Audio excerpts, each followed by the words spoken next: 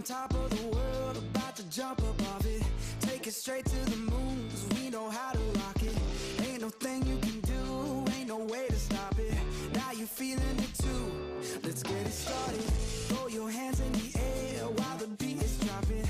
Acting like you don't care when everybody's watching. Just keep whipping your hair like that, you got it. Yeah, you're feeling it too, let's get it started. I'm ready, ready.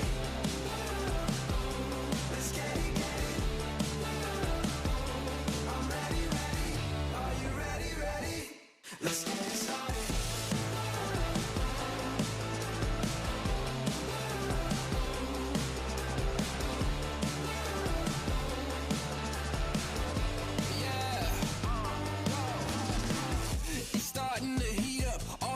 Off the meter, turn it up, blow the speakers, make them all to believers, break through the surface, tell them open the curtains, give them all what they wanted, yeah, now let's get it started. I'm ready, ready. Let's get it, get it.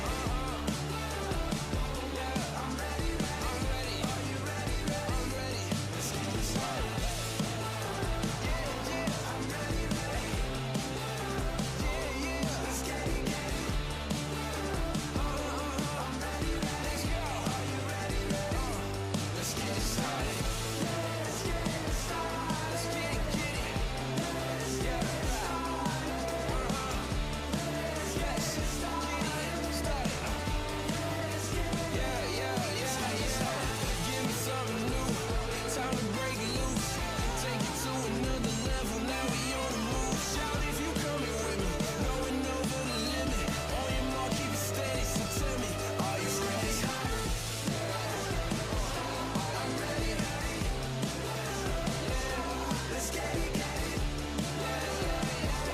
I'm ready, ready. Are you ready, ready? Let's get it started. Good evening, ladies and gentlemen. Welcome to iRacing on LSRTV. We are set for round number 4 of the Northwest Racing Series Cup program. The next gen car, round 4 tonight is at the Dover Motor Speedway, and we're looking forward to bringing it to you on the iRacing on LSRTV, as those that are also listening on the Community Radio Network and in the Triangle of North Carolina on 87.5 WCRN. I am Wesley Outland. Joined alongside is, of course, my partner, Mr. Justin Prince. Justin, we come off of a wild race at Richmond Caution Field. The next-gen car is still having big question marks, the do's, the don'ts, the who's, the won'ts. But one thing for certain, as we move into this race tonight at an intermediate track, 1 mile in size, the racing should be exciting.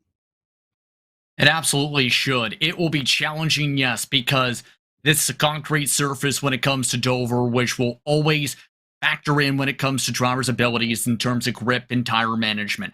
But it's also a racetrack where we're expecting plenty high speeds when it comes to our drivers tonight, which in turn means plenty of potential passes that could take place throughout the night of the Monster Mile. It should be very exciting. Of course, Dan West Jr., the defending Truck Series champion 2 years in a row, is coming off of the win on the series. And if you do the math, 3 different winners in 3 races now. Of course, Cole Raz, Caden Anderson, and now Dan West Jr. And Dan West Jr. was the question of when it comes to his talent. We've seen he has been one of the quickest drivers when it comes to the next-gen car so far in 2022. Someone should be surprised to see how he did last time out. But this time out, we might have that trend continue, because it's also the question of who's figured out this track with this type of downforce package, but also when it comes to the different types of surfaces and the different ways the tires could wear out at a track like Dover tonight. You have to be prepared, to say the very least, if you want to be able to break through for the victory tonight. Yeah, I agree with you wholeheartedly on that, Justin. Obviously, we're going to see finally from going from a short track to a 3/4 mile at Richmond last week to a mile and a half to a 2.5 mile track like Atlanta and Daytona to now seeing a 1 mile track and seeing what type of a package these cars will provide, what these races will provide coming up here tonight for 200 miles. It should be an exciting one. What's your take of the competition so far? I think suffice to say, I can say humbly, on any given night on a Monday, any of these guys can break through and win in this series. There's at least 6 or 7 at minimum I can name off the top of my head. Like Peterson, you can put in that grouping. Dan West Jr., we talked about him. You put in that grouping who's excelled right at the get-go when it comes to this car. You can throw into the mix drivers as well, such as those who ran towards the front, like, for example, the Bruce Lee Weavers who showed a bit of pace. Sean Breitzman, who's been able to showcase he's knowing some of the strategies with this kind of car. Cole Raz, he's taken to this car very quickly. Reynolds has done pretty well with this car. There's a lot of good drivers, to say the very least, in the field. So it's not per se as simple as, okay, it's a 2-horse race. It could be anybody's race when it comes to a track like Dover and when it comes to this car tonight, because it's still, for many drivers, a learning experience to see how it handles compared to how the car's handled for many years with the Gen 6 car.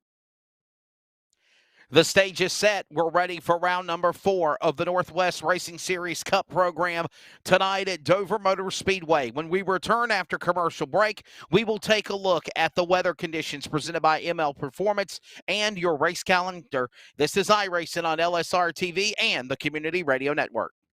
Hey, it's broadcast personality Wesley Outland, and for the second year in a row, the Community Radio Network is excited to also be the voice of iRacing on LSRTV every Monday and Thursday night with the Northwest Racing Series for Cup and Truck.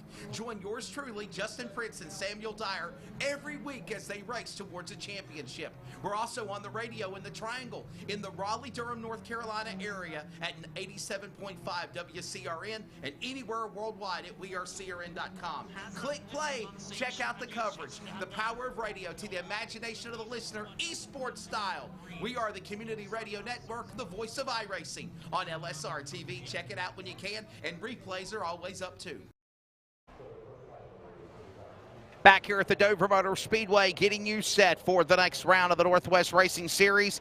Wesley Outland, Justin Prince alongside. By the way, thanks to Rocket Media and Live Sim Racing Productions with Charles Woot and Jeff Stabnow for making this happen. As qualifying is about to go on track here right about now. We're going to go over that, but real quickly, let's take a look at the race 411 on the bottom left of the monitor. They are going to go with a practice session done. Lone qualifying session is ongoing as the drivers' meeting has just concluded, and then we're going to go 140 laps, which is the equivalent of a 140-mile race. 140 miles on the Munster Mile. That is the Dover Motor Speedway. Race information presented by LSR TV. Let's take a look at the ML Performance weather conditions for tonight in the virtual sim.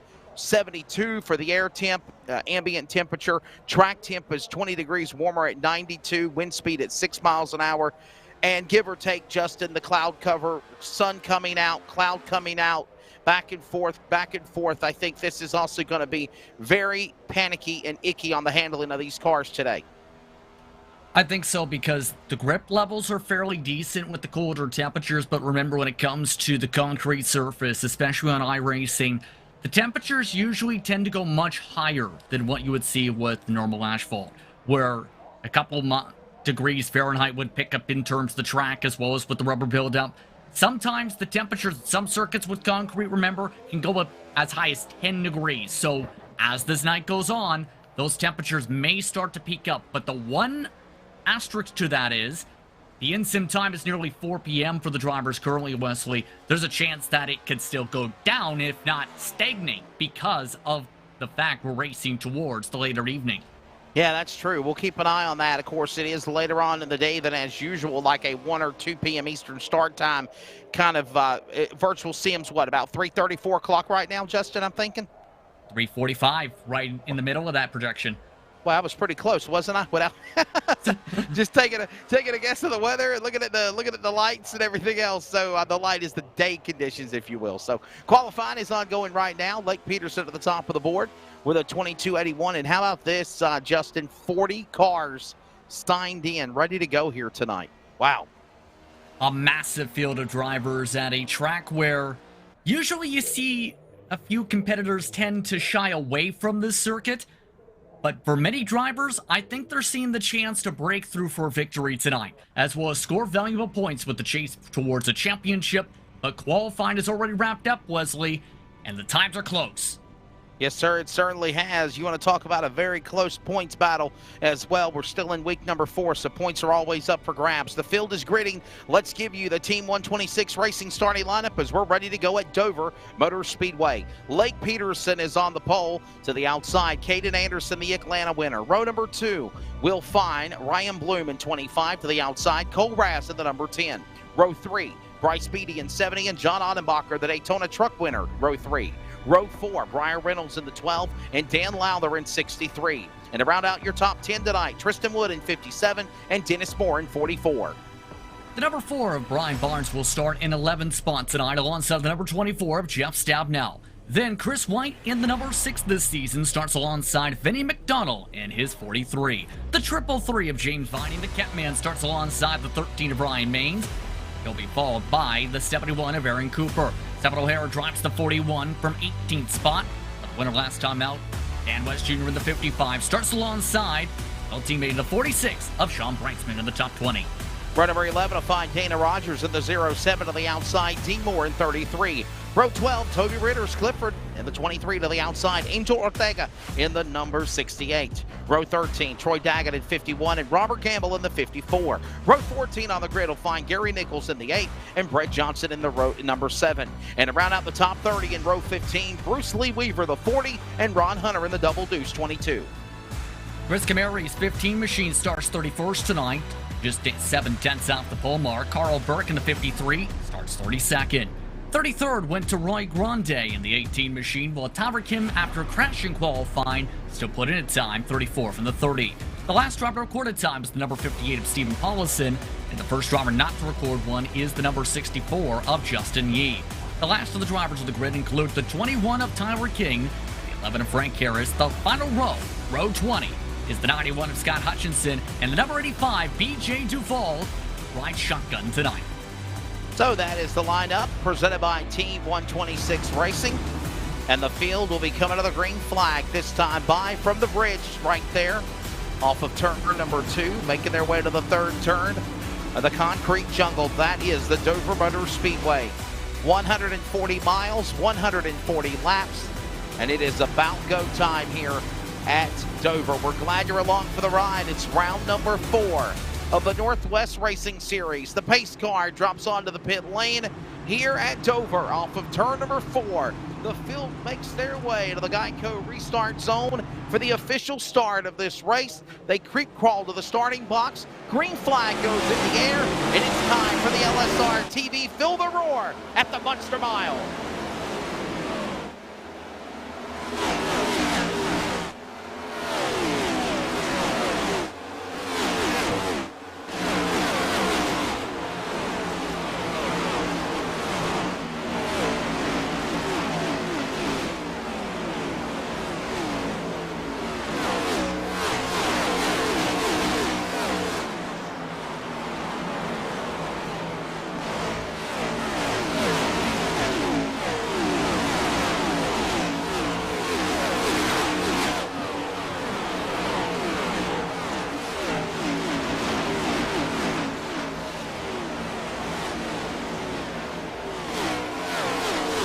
Couple of laps into it now, and this race is underway. And quickly on the jump out in front is Lake Peterson, Caden Anderson, Cole Rass, the Daytona Atlanta winners, the 2nd and 3rd. Ryan Bloom coming off of a win, and we got a yellow flag waving over the speedway just as fast as we got done with the roar. Caution coming out for the first time. We'll find out here on our Pulse Popper instant replay of what the yellow flag is for. It didn't take that long to get to the yellow flag quickly there, Justin.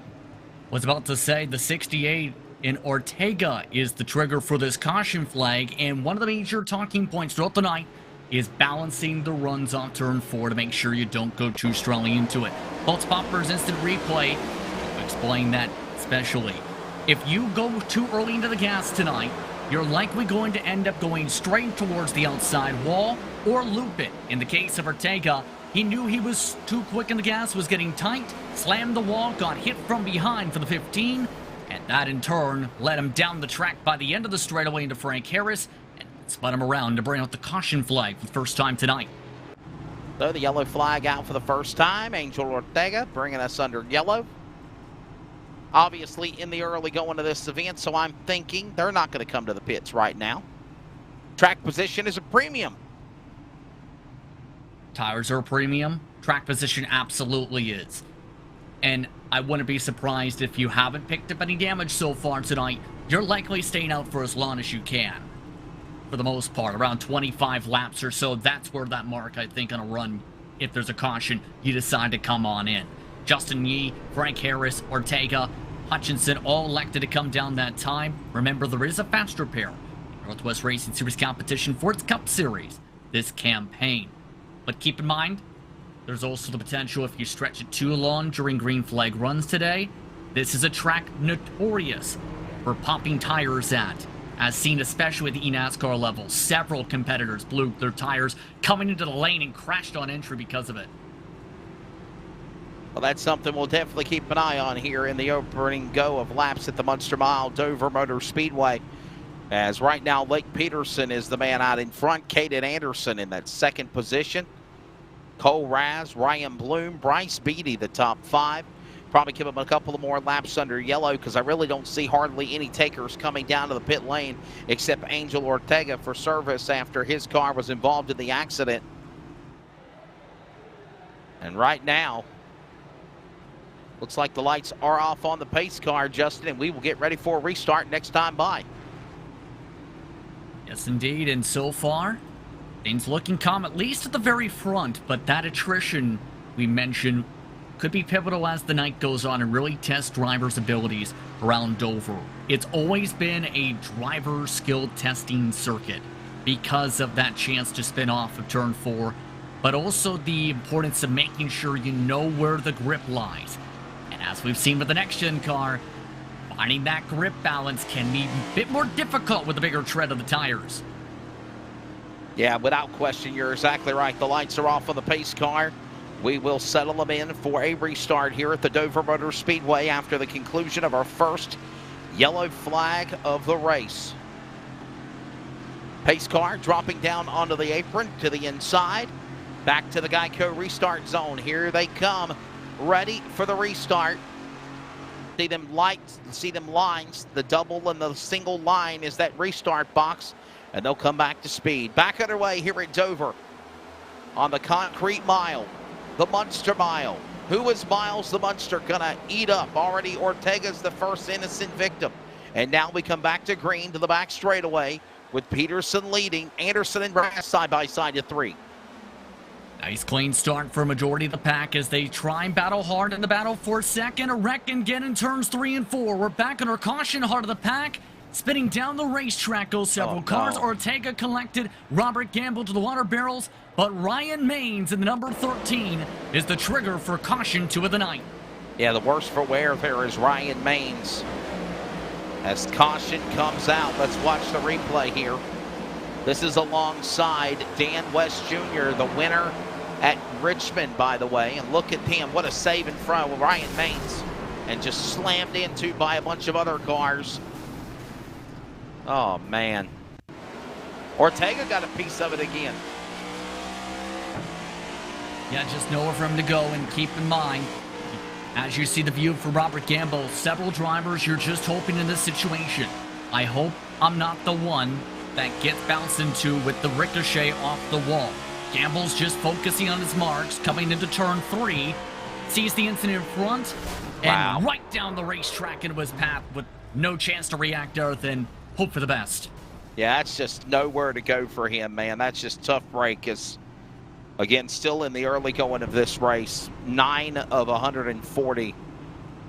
working 8 laps completed, working lap 9, and man, that's just a tough break. Obviously, cars with damage. You know there's a fast repair up for grabs in this fixed setup series. So, with that said, you see Chris Camary, Chris White, last year's champion on the pit lane. Ortega back in, Ron Hunter, Robert Gamble, Ryan Maines obviously caught up in the worst end of that accident. And they're all getting service done here in the early going. 2 caution flags in less than 10 laps. And what can we say when it comes to these types of racetracks? Attrition usually ends up being the name of the game. It's so critical to make sure you keep yourself clean. Justin Yee, it looks like, already done for the night. Gary Nichols, he's going to have to let cars go currently. Gambo, Ortega, Duval amongst those who've already had a meatball flag as a result of some of the incidents. It's that type of a night where cold tires are going to be very difficult to manage, since it's the racetrack where those temperatures are much harder to get into said tires. But it's also the type of racetrack where once you get into that long run as talked about, it's about also making sure you don't cook those tires like an easy bake oven. Yeah, you're exactly right, and that's something we're definitely going to be keeping an eye on. And it's also about tire conservation as well, Justin. You've got to literally conserve your rubber. You got to conserve your tires as best as you can to try to not overdo it, not to use up your tires too early or too fast. You got a strategy here. This is a different racetrack. This is a different race than what we've had the last 3 times. As the lights are off on the pace car, that's one thing I do like about this new feature. Not 5-6 laps under yellow, maybe more. Quickly 2-3 laps, and we're getting ready to go right back to the whip again in the restart zone this time by, with now Caden Anderson going to be battling alongside Lake Peterson, Cole Raz, Ryan Bloom, Bryce Beatty, Reynolds, Lowther, Ottenbacher, Wood, and more. Currently the top 10 as they work their way here at Dover Motor Speedway off of turn number 4 to the Dryden restart zone. Green flag goes back in the air. They're back up to speed, and quickly the Hooters number 9 of Lake Peterson sets sail to the lead for the whole shot in 1. Lake Peterson has showed speed on campaign. Long looking comfortable on the bottom early. Cole Raz jumps up to second. Caden Anderson, though, wants a chance to battle for second. He tries to get to the inside, can't get there yet to turn 3. Single file wants the top 5 to end the first completed lap under green fully. Well, he thought about it. They work under the stripe with now Peterson up in front, Raz to second, Anderson will fall back to third. And how about Ryan Bloom and the success he had? You know, Justin, I know he comes so close to winning that truck race at Bristol, obviously 2 years in a row. Devin West winning the dirt truck race on Thursday night, but man, he had such a great performance in truck number 25 and car 25 for that matter. The 2021 ARCA Northwest Series champ, getting better and better on the premier level of Cup and Truck with the Northwest. Been looking very, very quick when it comes to that mark, absolutely. Ryan Bloom looking very comfortable early on. But Cole Raz, he's not looking comfortable in turns 3 and 4. Nearly spun trying to get the run on the top side. He nearly hits the wall down the front. Wow. We'll keep an eye on that as they work their way. Back into 1 and 2 now, back straight away. Here, Miles the Munster has already claimed some cars, and we got another one going down below the gap and hitting the wall. I think they're going to keep it green. I think they saved their car. We saw just a glimpse of that a moment ago as they work their way down the front straightaway, as there's Bloom trying to reel in Cole Raz for P2 into turn 2. Ryan as calm as he can to close on up. Bloom tries to get the power off, closes into the little touch pit down the back straightaway within 3/10. Back down off of turn 2.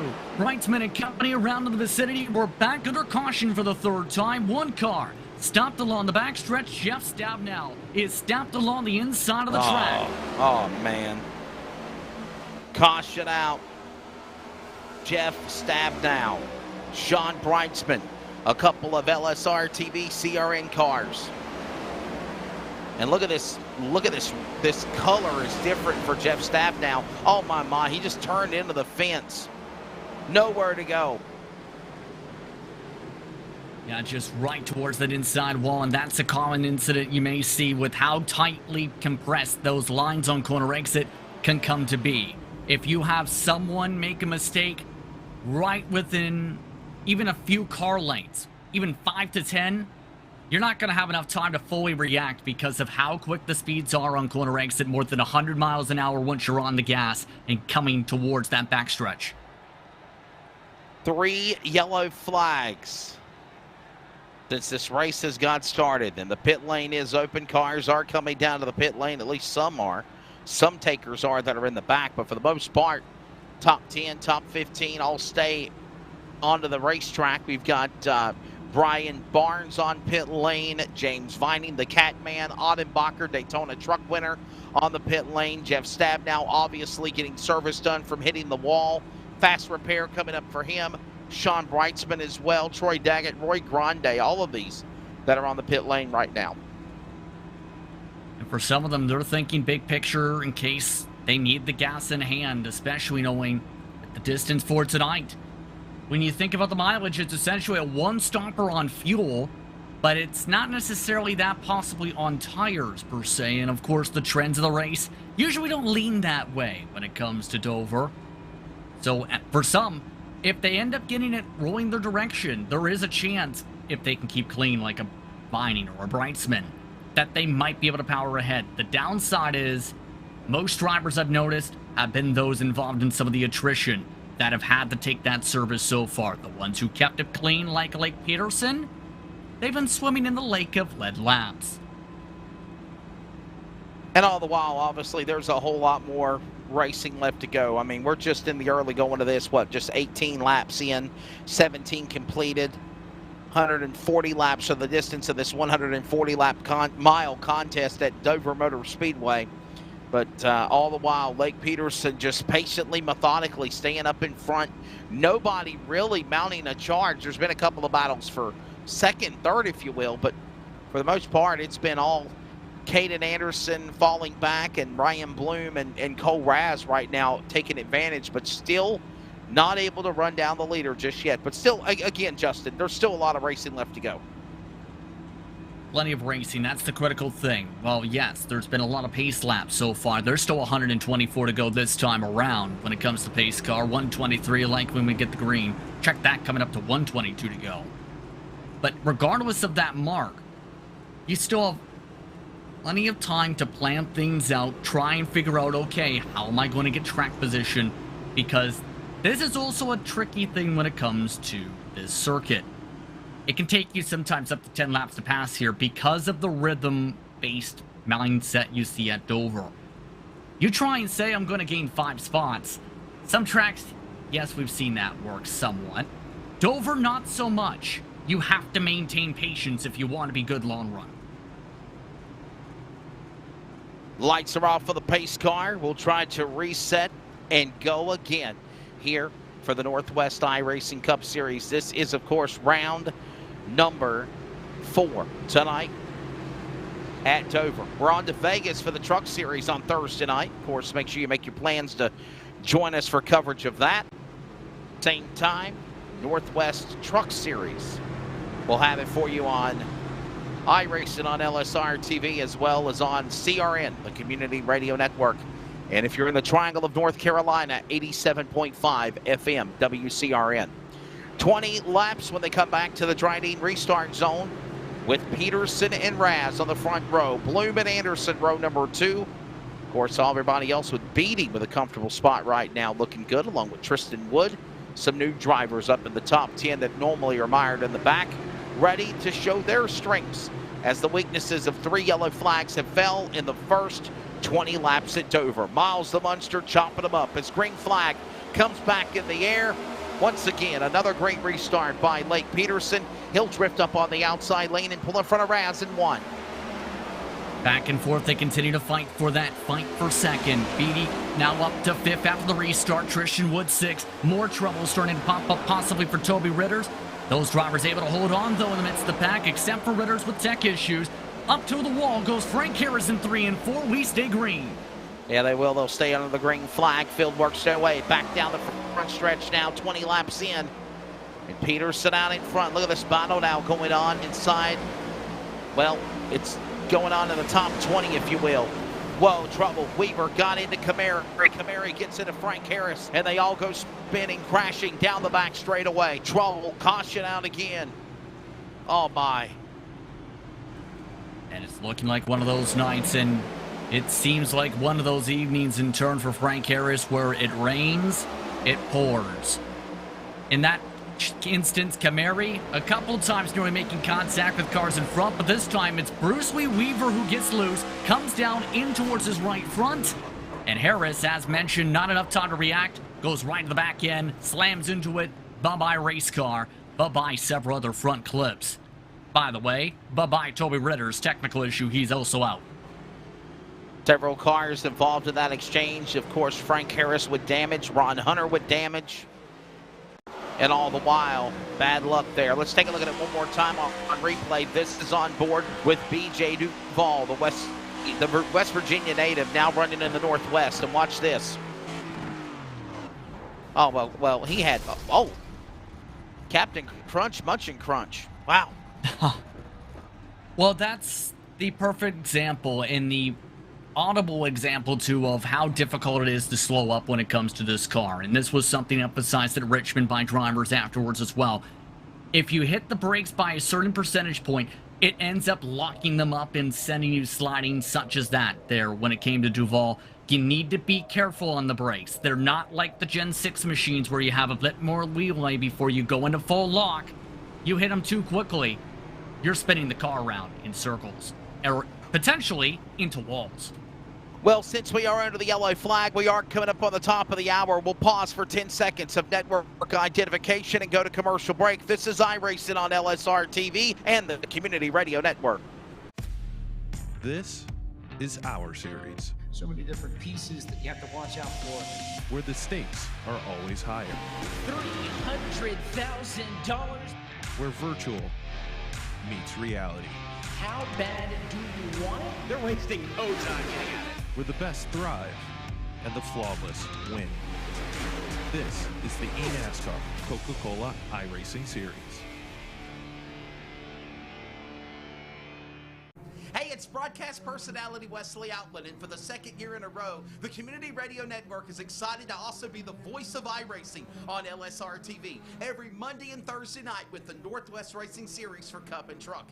Join yours truly, Justin Prince and Samuel Dyer, every week as they race towards a championship. We're also on the radio in the Triangle in the Raleigh-Durham, North Carolina area at 87.5 WCRN and anywhere worldwide at wearecrn.com. Click play. Check out the coverage, the power of radio to the imagination of the listener, esports style. We are the Community Radio Network, the voice of iRacing on LSR TV. Check it out when you can, and replays are always up too.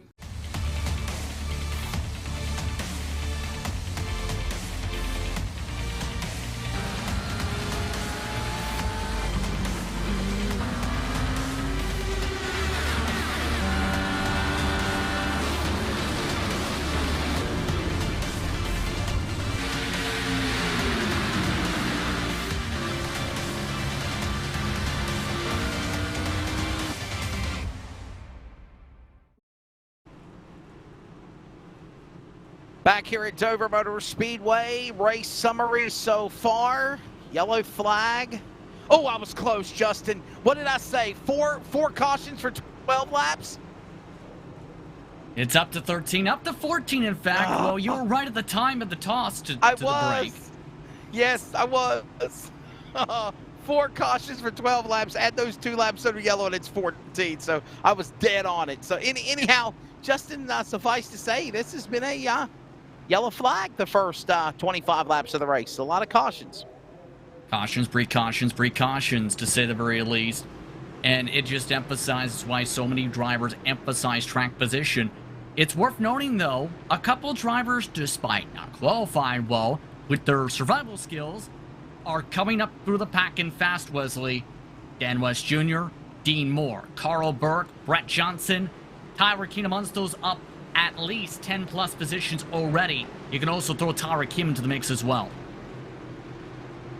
Pace car gets ready to drop onto the pit lane. It'll be lap number 25 completed on lap 26 when they come back to the Dryden restart zone with Peterson and now Raz alongside Anderson, Bloom. Wow, somehow, Raz did not go on the outside lane. Inside lane gets the momentum Anderson will take advantage of his friend Cole Raz on the bottom. He's looking for second as they go to turn number 2, and the yellow's out again. And immediately drivers were signaling trouble right off the jump as you take a look at some beautiful pictures there. But either way, some drivers had some quick views of some smoke kicking up. 6th place off the jump had a horrific start. That is Tristan Wood for Wood Motorsport in his neonish yellow machine, which got some help from Dan Lowther as he tried to switch lanes and turned across the nose of the 63, putting him to the wall. Oh, what a tough break there for Tristan Woods as well. We were talking about one of those drivers that were just in a nice spot. Bryce Beatty as well, we mentioned. And let's see what happened. You see the green, Dayglow green and Dayglow orange, white 63 of Dan Lowther pulling up alongside Woods in that green, black, and white 57, and all the while, look at him just turn him into the left rear. Into the wall he went. I don't per se think it was intentional. He just trying to find a gap, and I think Wood didn't realize Lowther was there, and they just ran out of room. I think so, just possibly a mix of the spotter call, but also just the intensity level picking up already with the urgency. Some of the drivers could showcase these situations. Seen the perfect example of that right there. Yellow flag, out can, cautions, breed, caution. Well, if you're listening on the Community Radio Network, man, we're excited for tomorrow, our first ever NCAA broadcast of college sports. I'm looking forward to that. Jackie Zen and myself will be on the call for a doubleheader of NCAA college softball. And, of course, iRacing night. iRacing on Thursday with the trucks are going to Vegas. Looking forward to it. All the while, Lake Peterson has been the man that has led the way in the Hooters Quaker State. Chevrolet, number 9. If you remember, Justin, that's a throwback, a fan paint scheme that was for Chase Elliott, the 2020 NASCAR Cup Series champion, whenever they were going to Atlanta Motor Speedway, and that was the famed wrap job that a fan chose to use for his car. And there's a reason for that, too, with how nice the car in turn looks with its matte finish as well as its color scheme with the mix of the black and the orange and the contrast it brings. It attracts drivers and attracts fans in turn to it. It's pretty eye-catching, so to speak. And I'm not talking about the eyes of an owl. I'm talking about for fans in general. Certainly. And speaking of a fan, big shout out to Mr. George Rayner in Goldsboro, Wayne County, North Carolina. I know he's got the big screen TV watching the broadcast here tonight. And if anybody's ever watched on your cell phones or on your tablets, if you can connect via Chromecast or a type of streaming on your big screen TV. Matter of fact, if you actually have YouTube on your big screen television, Justin, you can just go on the YouTube app, go to LSRTV. By the way, if you've not done so, subscribe. That way you can keep in tune and know of everything that's going on with iRacing and the live sim racing coverage, Finish Line, and more. And you can literally blow it up on your big screen television in 4K Ultra HD and watch the coverage. There's a surprising amount of people who I've talked to who some don't realize that, but others absolutely do that, and in some cases do it on multiple different screens to be able to keep an eye on multiple different races at once. And that's the beauty when it comes to the modern age, so to speak, the digital age, as many call it. You're with that ability to watch along, but it also provides that ability to click up a couple buttons, boom, you're able to watch anything. Beauty of your upwards of, what's the average now, 55 inches I've seen many screens advertised for these days for TVs? Yeah, mine's 70. Why do you need 70 inches of a TV? I you know, like big screen TVs, what can I say? Okay.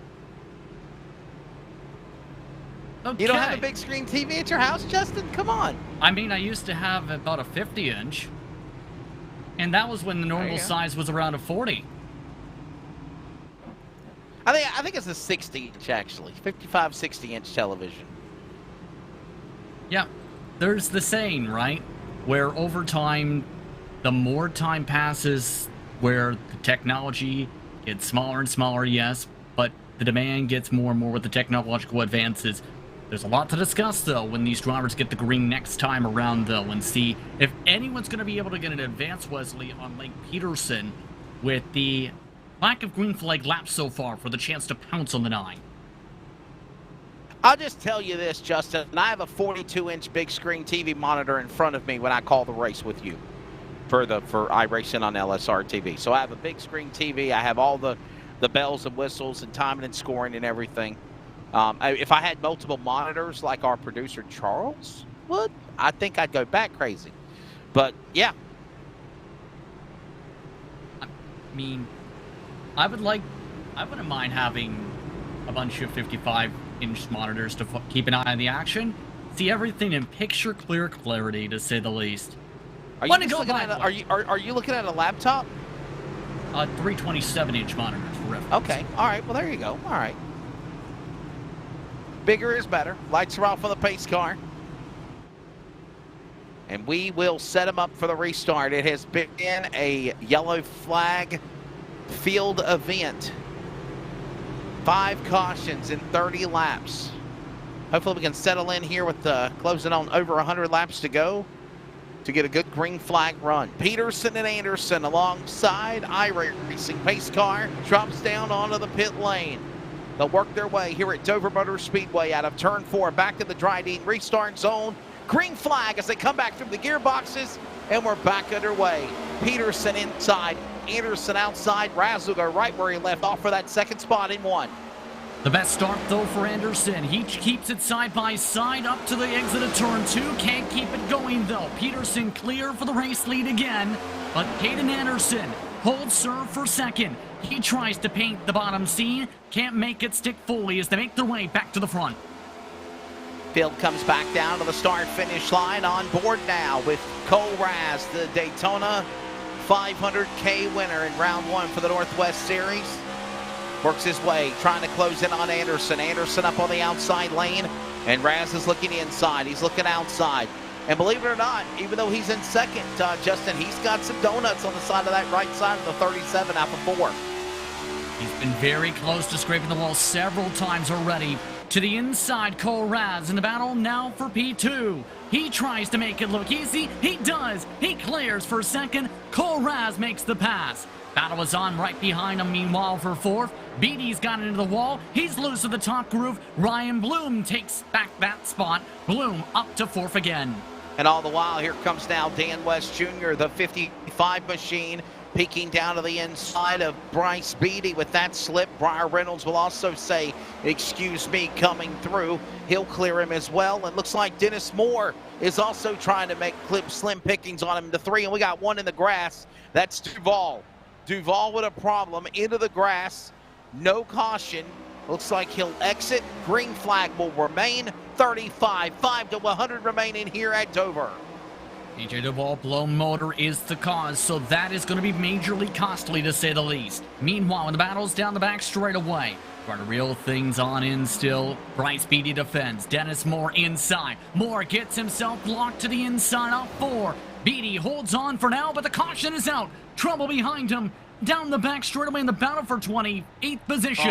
Roy Grande.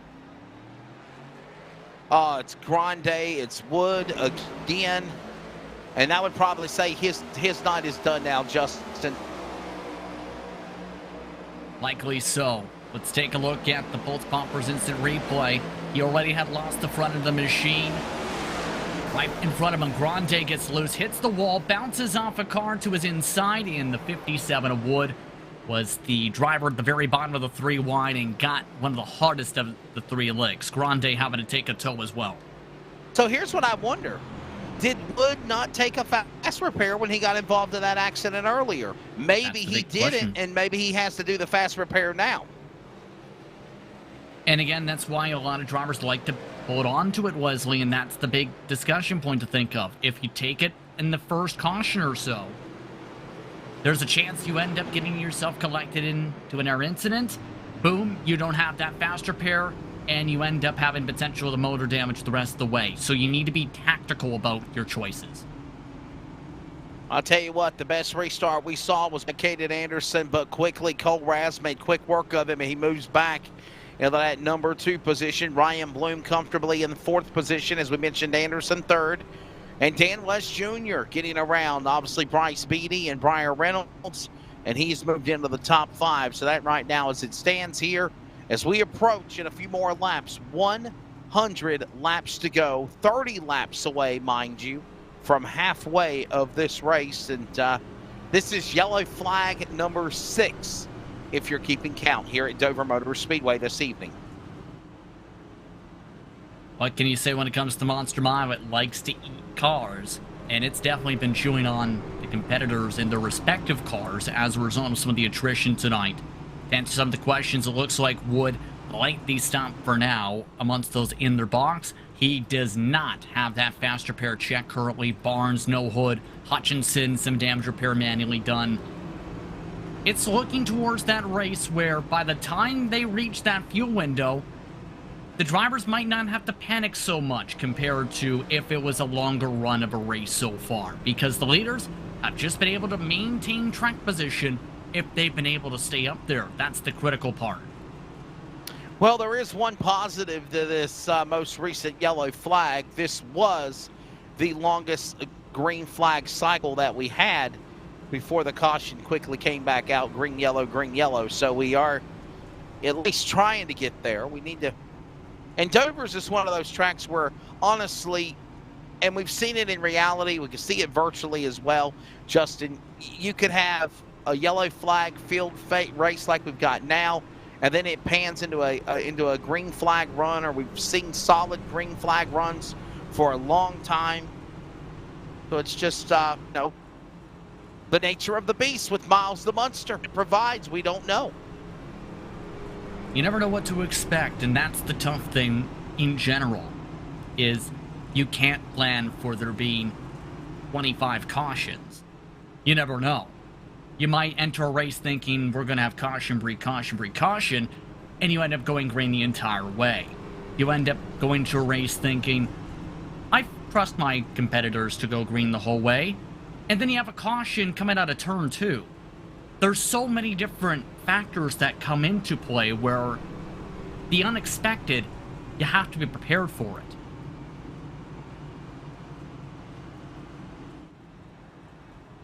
All the while, it has been Lake Peterson that has been up in front, leading the way. The number 9 Hooters machine.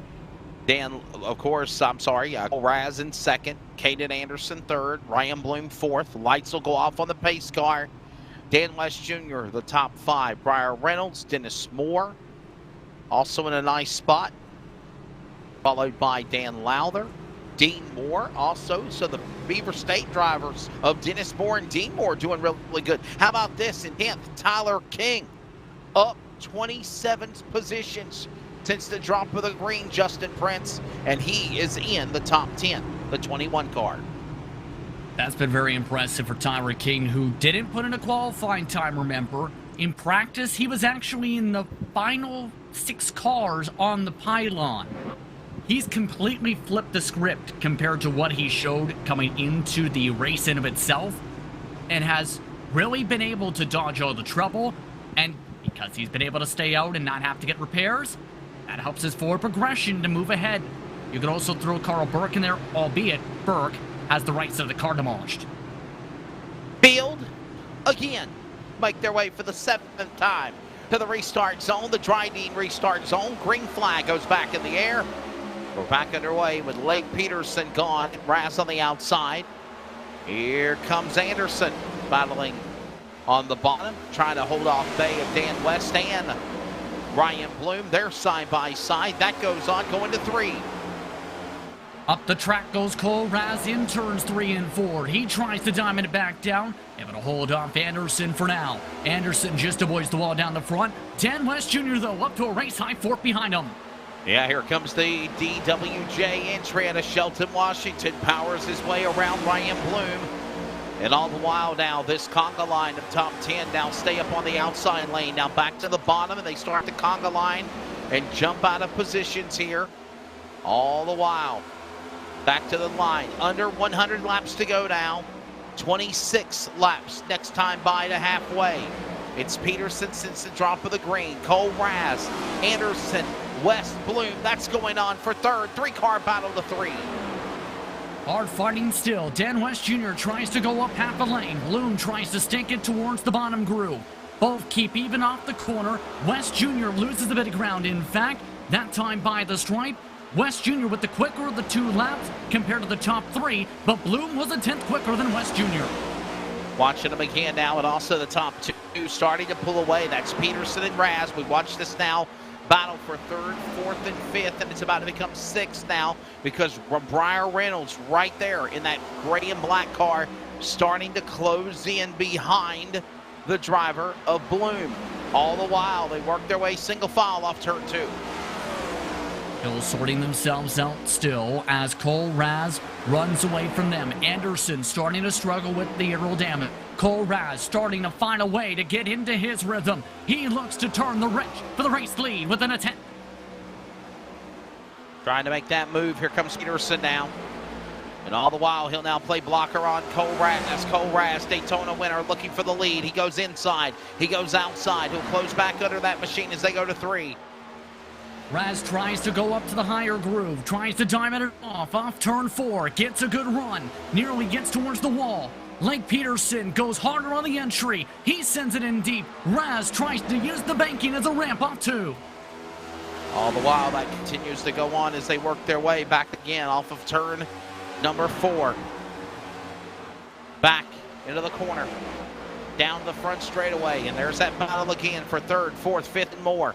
It's Peterson and Raz, Anderson, West, Bloom, Reynolds right there. And that green flag run continues with now everybody kind of waiting patiently in line. Still fighting hard, or several different groupings, but Cole Raz, he's fighting the hardest of them all.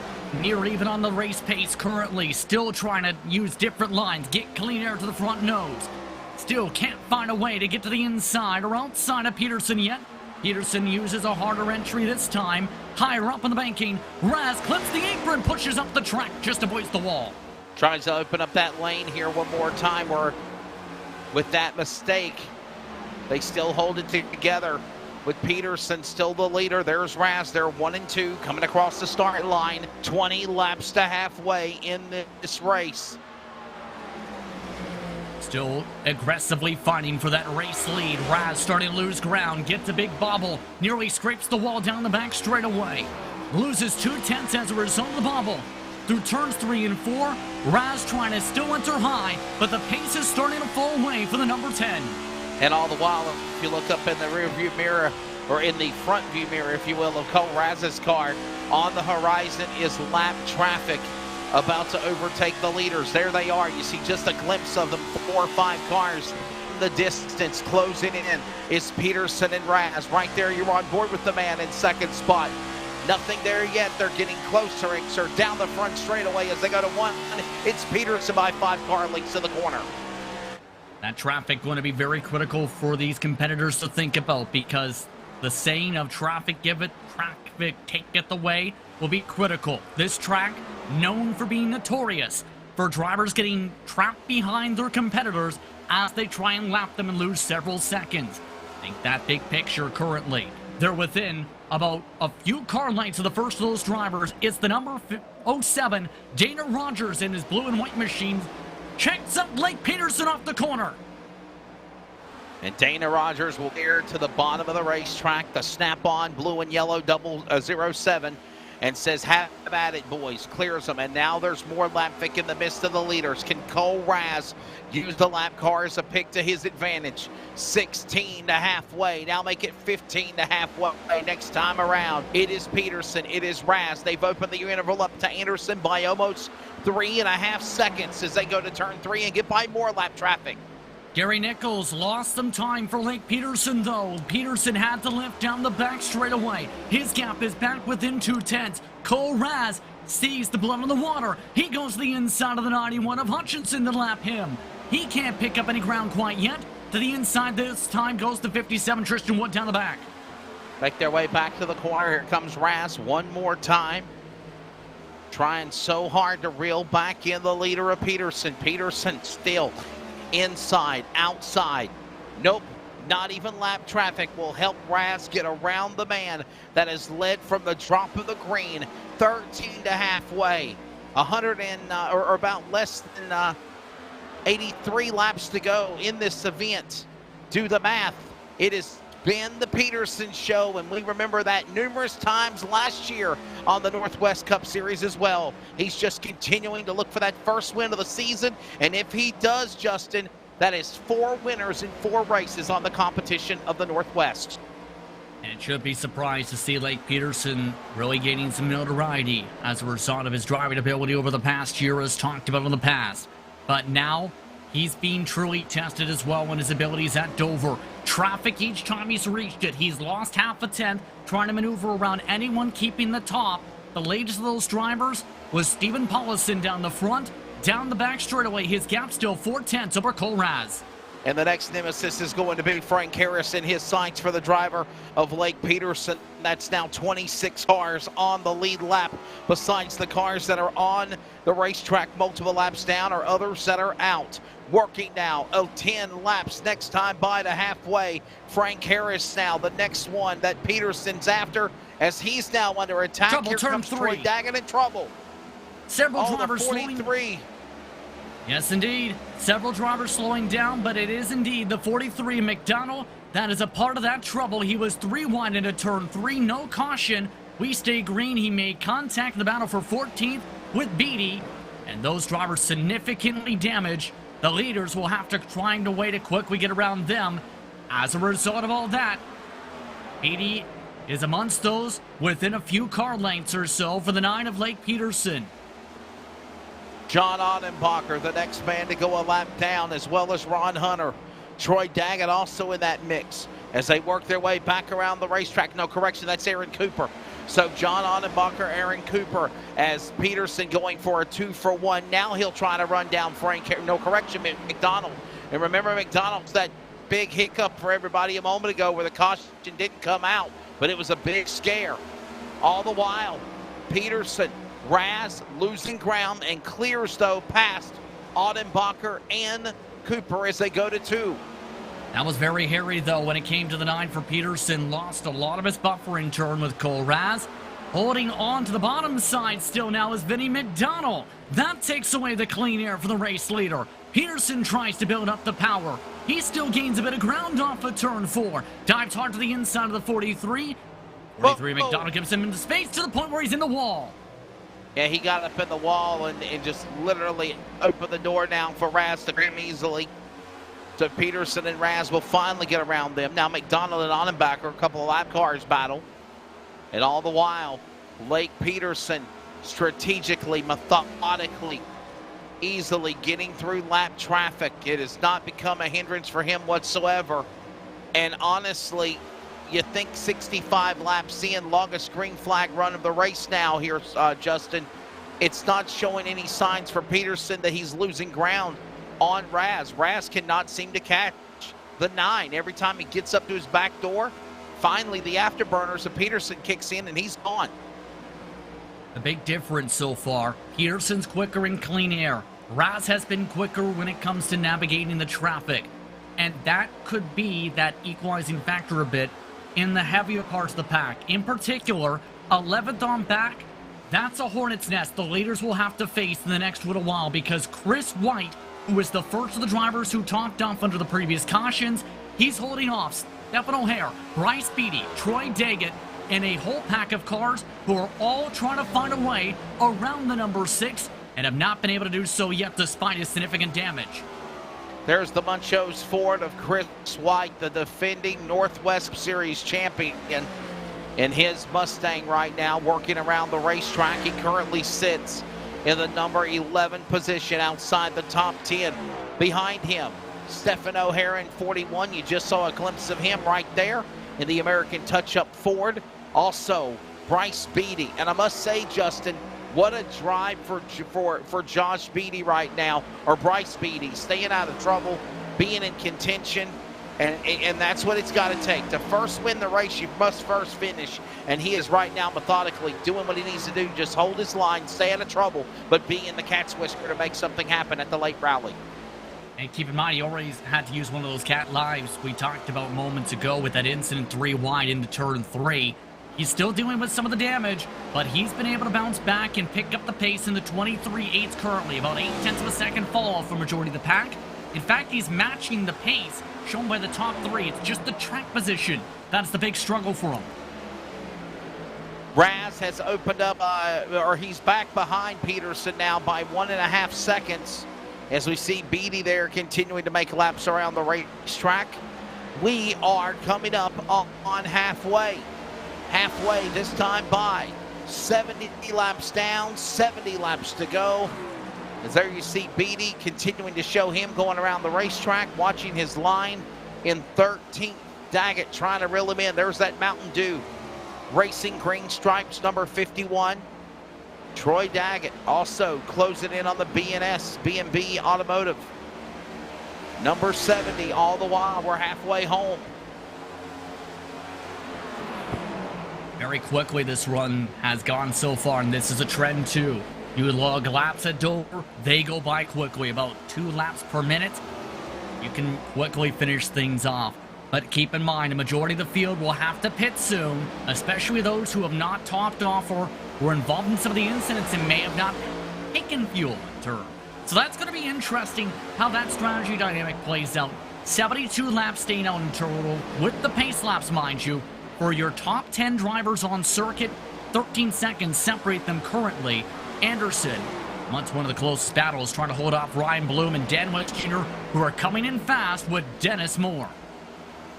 Peterson, Raz, Anderson, Bloom, and West, the top 5. Then it's going to be Moore, Lowther, Reynolds, Moore, and King, top 10.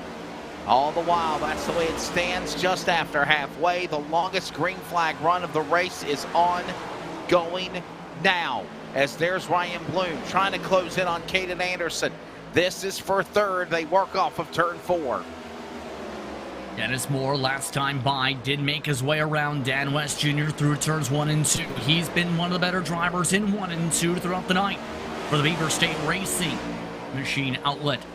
Dan West Jr. losing ground down the back straightaway. The 44 picking up ground. Hard to the inside. Hard break in front of them. James Viney just about got ran over as he elected to duck down to the pit lane and went 80 miles an hour at the very bottom of the circuit. Man, what a save there for the Catman. James Vining, that 333 Toyota right there in front of oncoming traffic. He comes down to the pit lane. We'll find out what's going on with that car. All the while, the green flag still stays out as the leaders work their way back around the racetrack here at the Munster Mile at Dover Motor Speedway. Round 4 of the Northwest iRacing Cup Series. Justin Prince, Wesley Outland here to bring it to you for iRacing on LSRTV and on the Community Radio Network as we have just passed halfway, and there is the second place man, Cole Raz, now 2 seconds back as he goes by a car that's been beaten, battered, and banged throughout the day so far, Wood in the 57 machine. And all the while, now the losing ground to the leader. And I got to think of something here. Justin, long green flag run, closing in on lap 78, 79.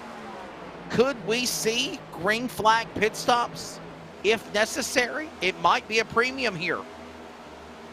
It might be to the point where some drivers will have to think about that, and for some, that's easier said than done. It's one of the most notorious entries for a reason in all of iRacing and in real-world stock car racing. Remember the moments such as those who went into the tire barriers and are on top of the water barrels at the pit entry several times. Think back to last year's eNASCAR Coca-Cola iRacing Series event, where drivers like Zach Novak and company blew the tires on pit entry and spun out in the set entry mark. There were at least 5 instances of that some drivers talked about post-race where they blew their tires on their entry lap. This is not going to be an easy entry to get down to speed on to the apron for the banking transition at the speed limit without looping the car in a car that is difficult to slow down under braking in hard braking conditions. Peterson, Raz, Anderson, Bloom, and Moore. That's the way they stand right now. We're approaching lap number 80 completed. And they are still running down Peterson, but Peterson has just opened up, moved through lap traffic. Lead lap cars mixed with lap cars, trying to fight to contend, trying to fight to stay on the lead lap. There you see Carl Burke up the hill. He opens the door now to Caden Anderson. Ryan Bloom wants to come through now. All that going on into turn number 3. And the chess match you have to consider too is drivers are knowing how critical pitting under green can be. You can lose a lap and a half at least at Dover. Some drivers may be very nervous to do so in turn. Cole Raz, he's fallen off a cliff in terms of tire wear to the point where he is within 7/10 of the front bumper of Caden Anderson. Anderson has the chance to take away second with how much Raz is struggling off turn 4. He nearly knocks the wall down off of 4, Raz does.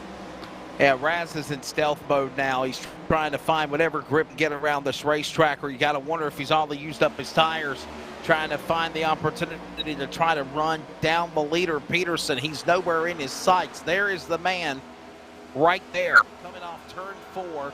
And then you got Raz now probably exiting off turn 4. 4.5 seconds and more, the lead gap. There you see it right there.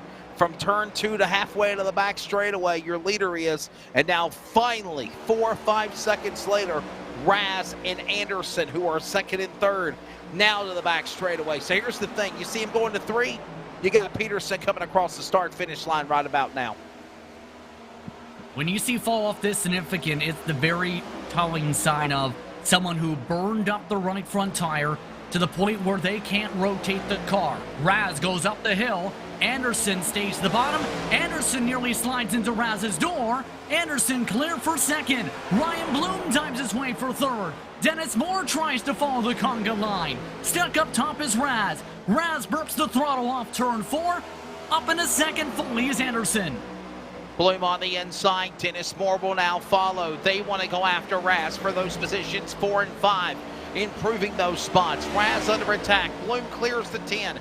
Moore now wants to go to the bottom. He'll play wingman now with Anderson. While we're on board with that, look at that battle of traffic coming at him on the driver left. That's Cole Raz with Dennis Moore to his inside out of 4.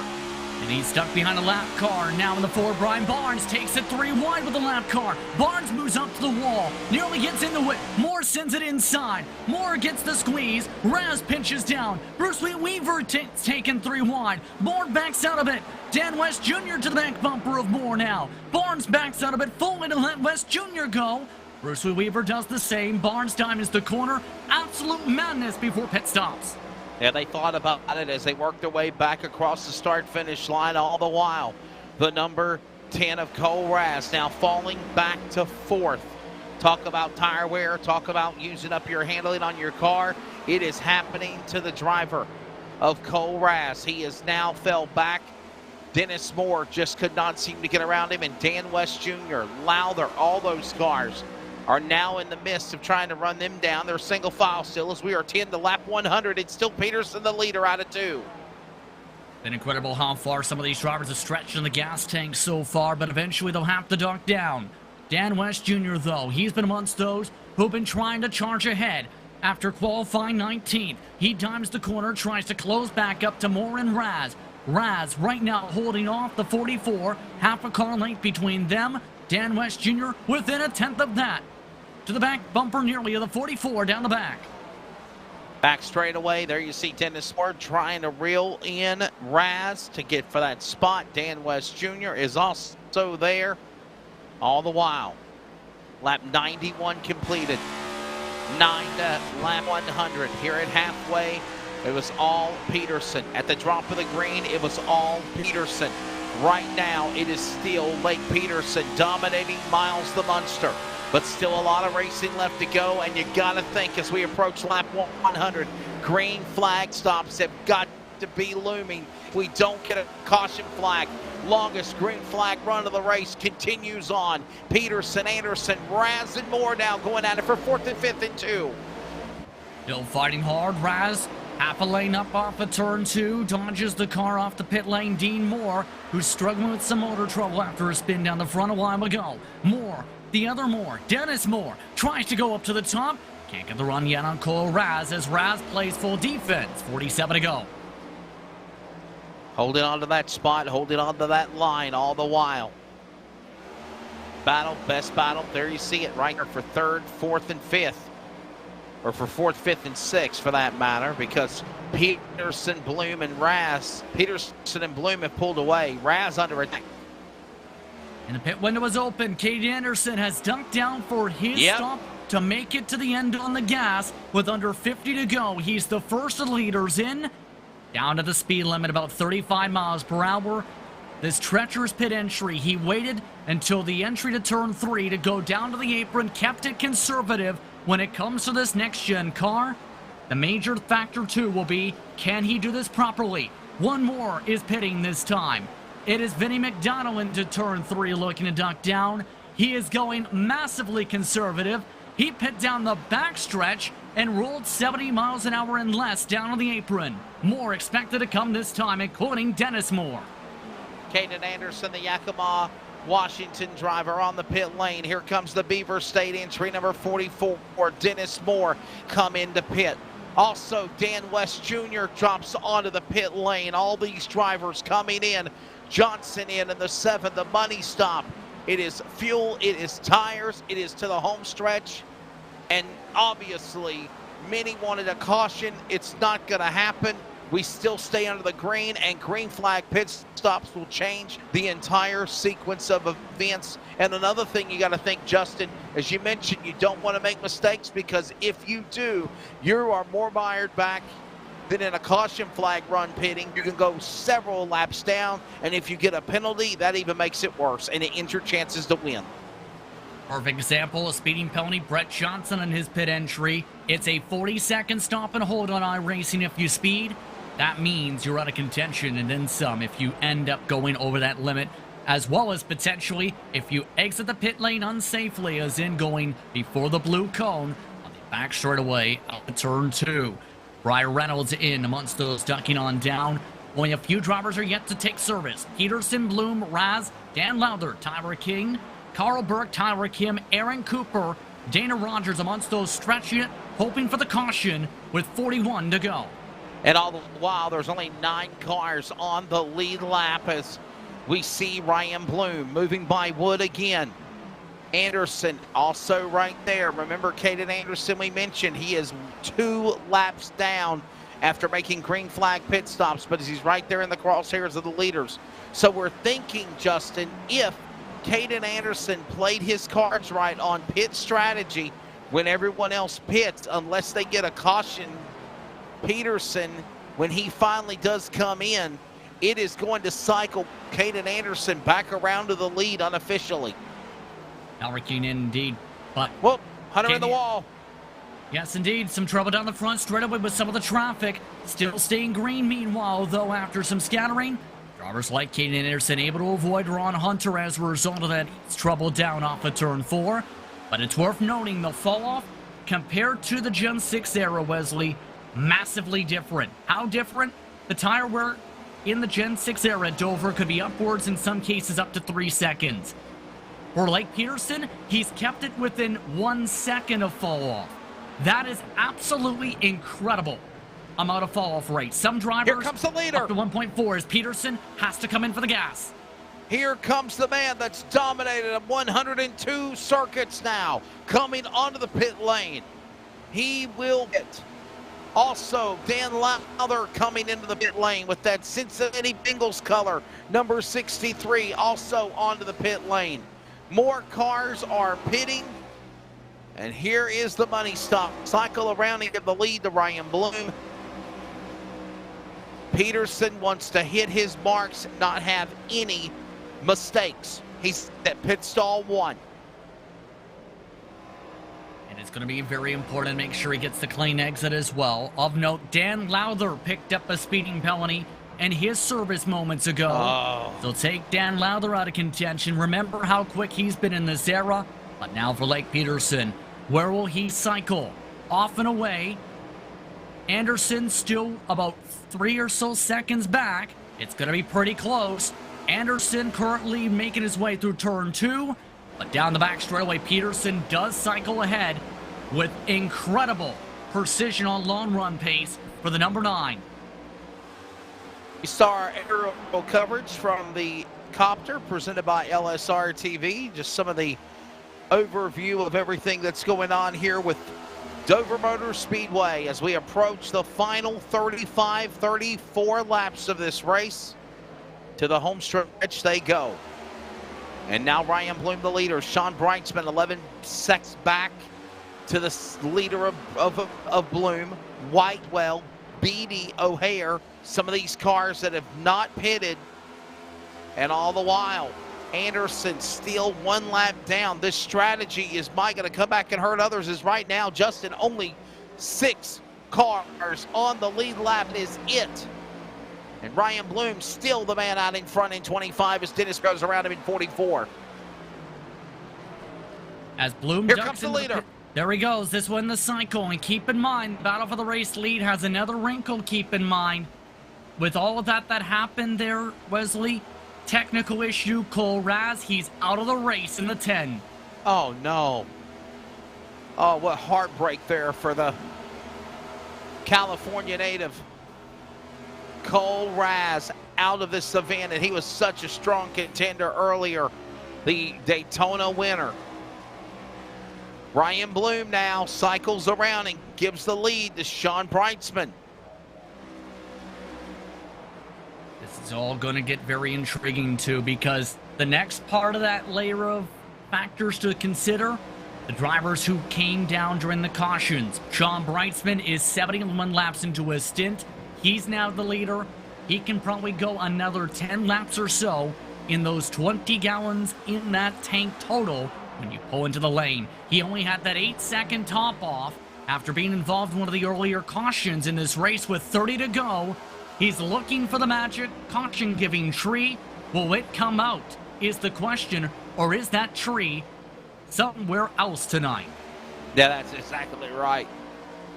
Will it happen for sure? As right now, laps continue to tick away here, closing in on 30 laps remaining.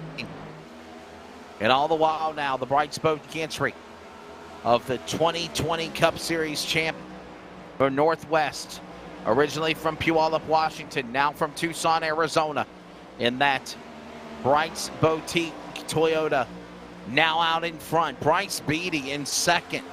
Stephen O'Hare third, defending Cup Series champion of the Northwest. Chris White with the best run so far of the season tonight in fourth. And it's critical to make sure that he stays out as long as he can without getting involved in trouble, because if you can stay out of trouble, it's a massive advantage of about 25 seconds currently to Lake Peterson. Keep in mind, Peterson is still a lap down and has to find a way around the 46, albeit he is in the lucky dog spot currently. Of note, Bryce Beatty is trying to hold off Stephen O'Hare's on a similar strategy to all this. However, O'Hare has nearly knocked the wall down 3 times over the past 6 laps. We saw a cycle of where there are 6 caution flags, and then after that, Justin Prince, we've had this long, massive green flag run. We told you that this could happen here at Dover Motor Speedway. This track provides that. It will chew you up and spit you out, and then finally it'll say, okay, I'm calmed down. Let's play nice. I've had enough cars tore up. And then you just start knocking off the laps, and it's all about strategy. And obviously these green flag pit stops have changed everything, as now here comes Bryce Beatty onto the pit lane. He'll pit and give up third. Breitzman still stays on track. There's Stephen O'Hare in the 41 machine, his Ford right now in the number 2 position, the American touch-up entry. Sean Breitzman, Justin, does he have enough fuel? Did he pit earlier in the strategy of the race when he had problems earlier? Could that be a benefactor to the 46? Well, that's the biggest question on everybody's mind, I think, at this point, and something, if you're Sean Breitzman, you keep close to the chest, for one, to make sure your competition doesn't know, but for two, he's 78 laps into a stint right now. He pit after some of the early cautions around the lap 40-ish mark. It's going to be tight. I don't know. Some of the cautions very early absolutely help him in that regard, Wesley. But it's going to be a massive stretch, and he hasn't been necessarily clutch and coasting it here as he lets Annenbacher by, and the caution's out. Caution to the front straightaway. It's Ryan Bloom, and there's the caution tree coming back out to say, there's your caution. Problems number 15 also involved of Chris Camary. Ryan Bloom, Chris Camary, 7th yellow flag after a massive 80-plus lap green flag run. Evaporating here at Dover with 20 laps to go. There's Chris Camary into the wall. Hits the wall, the right rear into the wall, the safer wall barrier out of turn 4. Then he puts it nose first into the wall. Also Ryan Bloom, you see the top left of the screen, Bloom's car was off the pace. Bloom did the exact same thing up the road from him, in fact, and that's something that can happen in sim racing.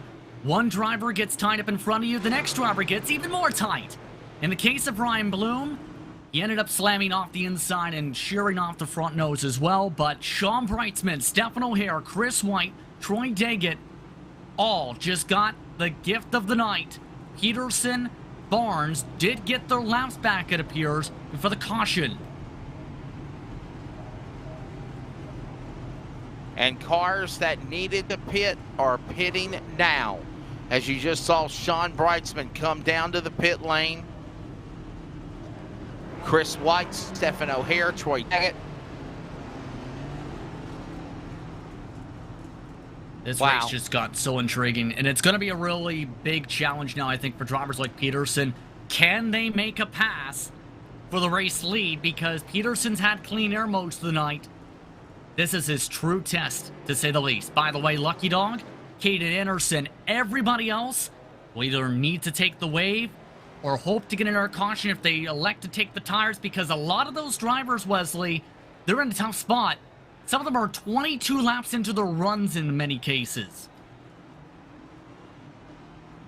Basically changes everything right now. And again, a lot of drivers are going to get mired back, as now Sean Breitzman will be the leader. Caden Anderson now the second. Chris White. Actually, no, Caden Anderson is now back as the leader. We'll wait for everything to shuffle its way back up with timing and scoring, but there it is right there. Anderson, is he pitting? He's pitting. Yes, he was the lucky dog, so that he would have had to give those spots back regardless. May as well take the tires.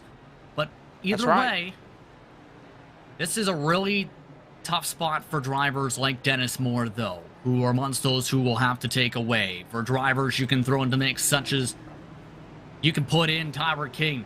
Dan West Jr., he was amongst those who said he wanted the tires rather than take the wave. Only 2 of the drivers pinned a lap down there under the sequence have elected to try and take the gamble and take the wave.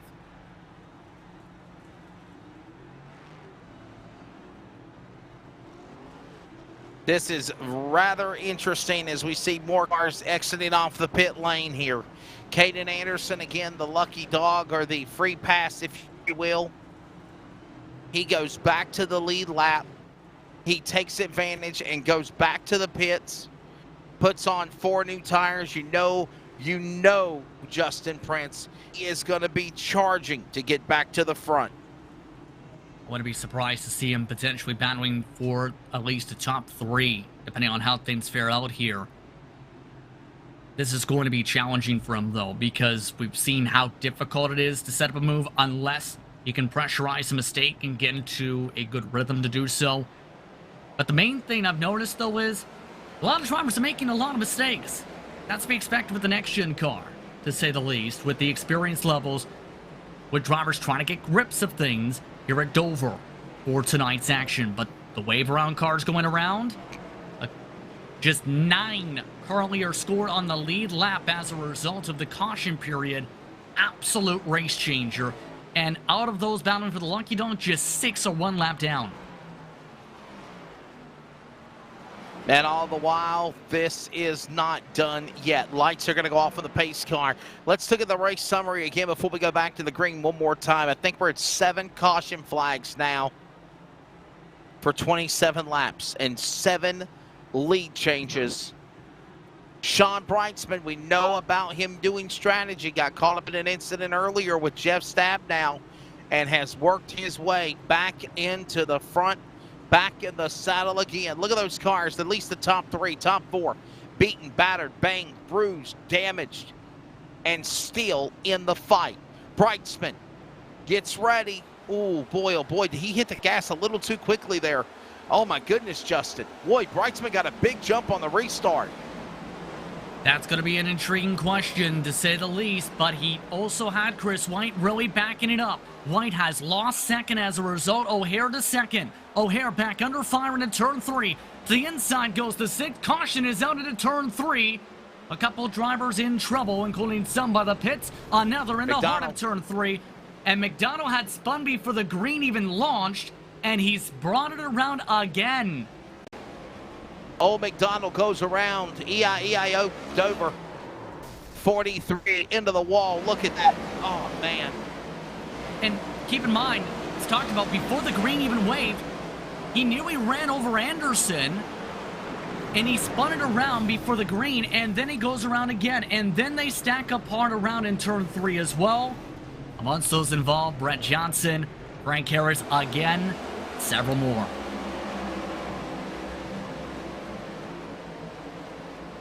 Caution back out. Wow. Oh, and that even started in the old backstretch. Yeah, oh my goodness, wow. That's the 7, Johnson. Remember, he got that penalty earlier, and then Moore gets collected. Frank Harris gets collected again. Sun blocking us down there. What's that car down at the bottom of the apron there? Oh, yeah, Troy Daggett, 54, Robert Campbell, 54. Now, amongst those, some of them reaching towards that penalty mark for incident points. Keep in mind, some of them were involved in the early cautions. And tempers are flaring, to say the very least. As mentioned, the situation when it came to McDonald, here's he did make contact with Caden Anderson before the green flag waved prior to that spin around and contact the wall prior to the green flag trigger.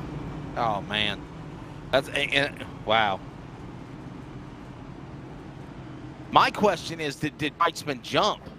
That, I mean, we saw the restart, Justin. It looked like he had a big lead over everybody, or was the man in the back O'Hare playing possum and hanging back? I would say more so Chris White doing so. He was nearly a full car length. If we can get a chance to look at the Pulse Poppers instant replay again at the start, White was backing up to the point where he was side by side with Stephen O'Hare instead of Sean Breitzman, hence why he was so up for grabs for the battle for the ranked lead. Take a look at the Pulse Poppers instant replay. Look at how far back Chris White is. And that's where you get this massive advantage potential coming up. That's not smart. If you're the outside line, you have to stay equal if you want a chance at the second spot. Sure.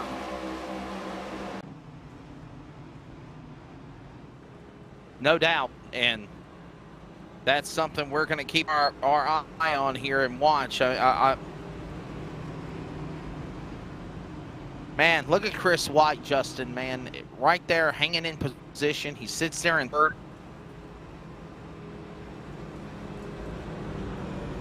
I almost wonder if he was maybe banking on the caution, possibly, and that gets him the bottom instead now, but still.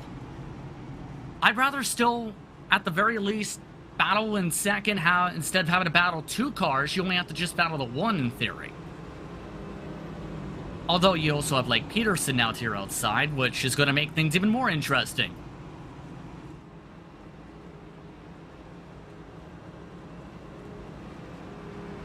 And all the while, this is not done. As we will set ourselves up for a shootout finish coming up here. We're under 20 laps remaining, 50 to go. Lights are off on the pace car, I believe, this time by. It'll be 14 to go now at the line. 13, I believe, when we come back to green flag. Yes, lights are off on the pace car. 13-lap shootout here at Dover Motor Speedway. Sean Breitzman, that's 300. He's making tonight's 281st start. He's looking for win number 66. His most recent win came November 8th, 2021 with the Cup car at Homestead.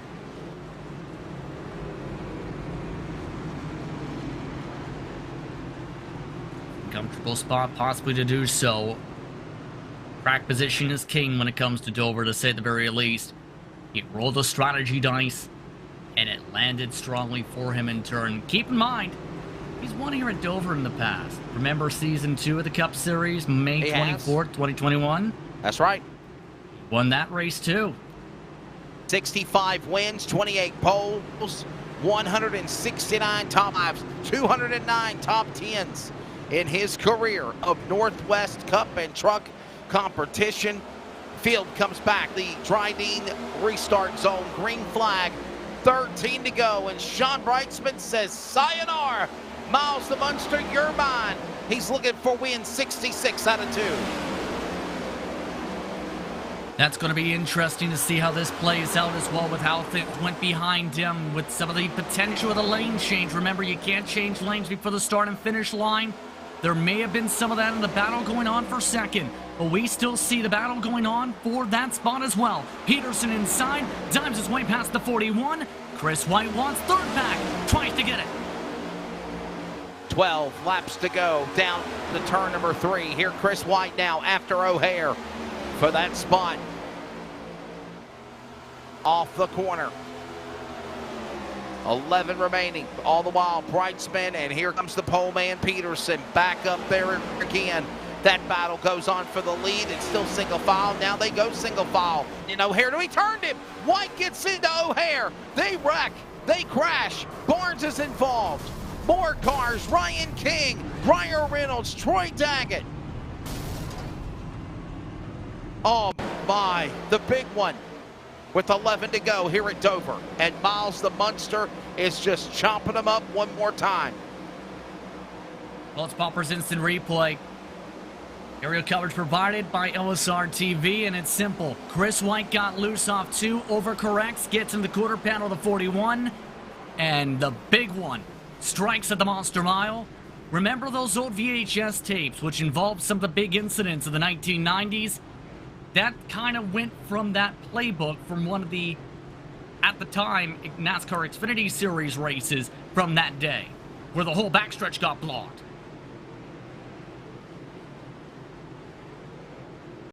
Wow. We did see one get on their lid as well. Craziness here.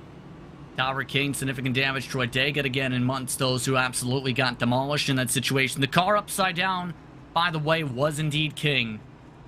O'Hare, of course, having to come in as well. But Blake Peterson's up to second, and now the test is on for Breitzman. Can he hold on for what will likely be about 6 or 7 laps to win in the next-gen car tonight? It should be a wild finish. Under 10 laps remaining. We're coming up on the top hour. We'll pause for 10 seconds of network identification on the Community Radio Network, and for those that are watching iRacing on LSRTV from Dover. Hey, it's broadcast personality Wesley Outland, and for the second year in a row, the Community Radio Network is excited to also be the voice of iRacing on LSRTV every Monday and Thursday night with the Northwest Racing Series for Cup and Truck. Join yours truly, Justin Prince and Samuel Dyer, every week as they race towards a championship. We're also on the radio in the Triangle in the Raleigh-Durham, North Carolina area at 87.5 WCRN and anywhere worldwide at wearecrn.com. Click play. Check out the coverage, the power of radio to the imagination of the listener, esports style. We are the Community Radio Network, the voice of iRacing on LSR-TV. Check it out when you can, and replays are always up too.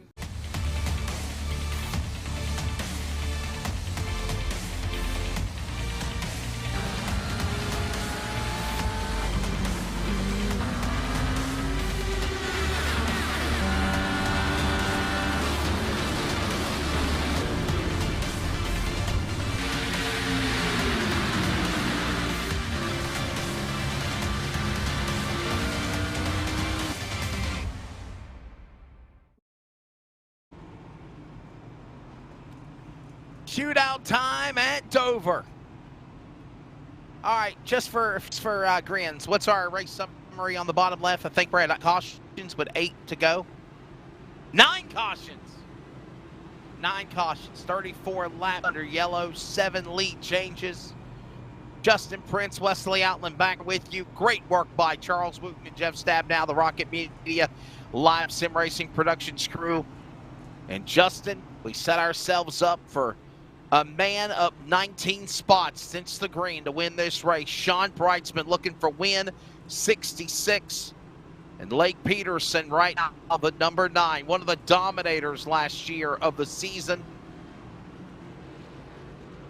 Side by side, lights are off on the pace car. It'll be a 6-lap shootout. And remember, Justin, we got to let our audience know there is still an opportunity of 2 attempts at a green-white checker because we are still in the scheduled race distance.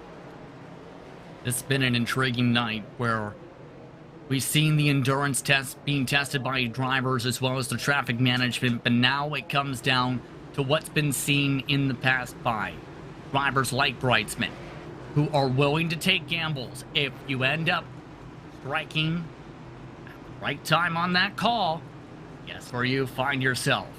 In the race lead late. Breitzman was able to take that gamble of trying to stretch as long as he could. He got the caution he wanted. Now it's the matter of taking the win, but it's not going to be easy with the dominant driver to his right side and Peterson for the restart this time. 6-lap shootout. Place your bets. It's not Vegas. Trucks are at Vegas Thursday. It's Dover, but it's a gamble. Shootout time. Breitzman gone. Peterson, can he run him down? Moore, West, Barnes, top 5, back to turn 1. Breitzman holds on to a 0.3 of a second advantage down off of turn 2. Peterson fully clear for second. Peterson now tries to dive hard into turn 3. Sticks towards the bottom. Eats a car length into the gap. Diamonds the corner off turn 4. 5 laps to go. Big run for Peterson. Peterson inside looking for the lead, and we got a caution. He's got to give it back. I think Breitzman was in the lead at the time of yellow. He might have to give the lead. It's John Audenbacher, the Daytona truck winner. Caution out. Justin, I'm thinking Breitzman's going to have to get that lead back. Dominant scoring has Breitzman as the leader. Take a look at the Bolts Boppers instant replay. The trigger of the caution, indeed, Audenbacher massively loose. Got snapped loose on Apex. Reynolds. Spins down the track. Reynolds, indeed, nowhere for him to go. Helps him along. And on top of that, you have a couple drivers like Paulison locking it up and losing the front bumpers with collisions. But as you said, Paulison and McDonald. Yes, indeed. Breitzman gets the scoring loop. Breitzman holds on. 1 second later, and we see Peterson back up front. That's exactly right. You give that lead back, and I think that's exactly what Lake Peterson's saying is, oh, man. And all the while, guess what? As we approach 1 a.m. Eastern Time, 12 midnight Central, and 9 or 10 o'clock Pacific, we go to overtime. It's going to happen.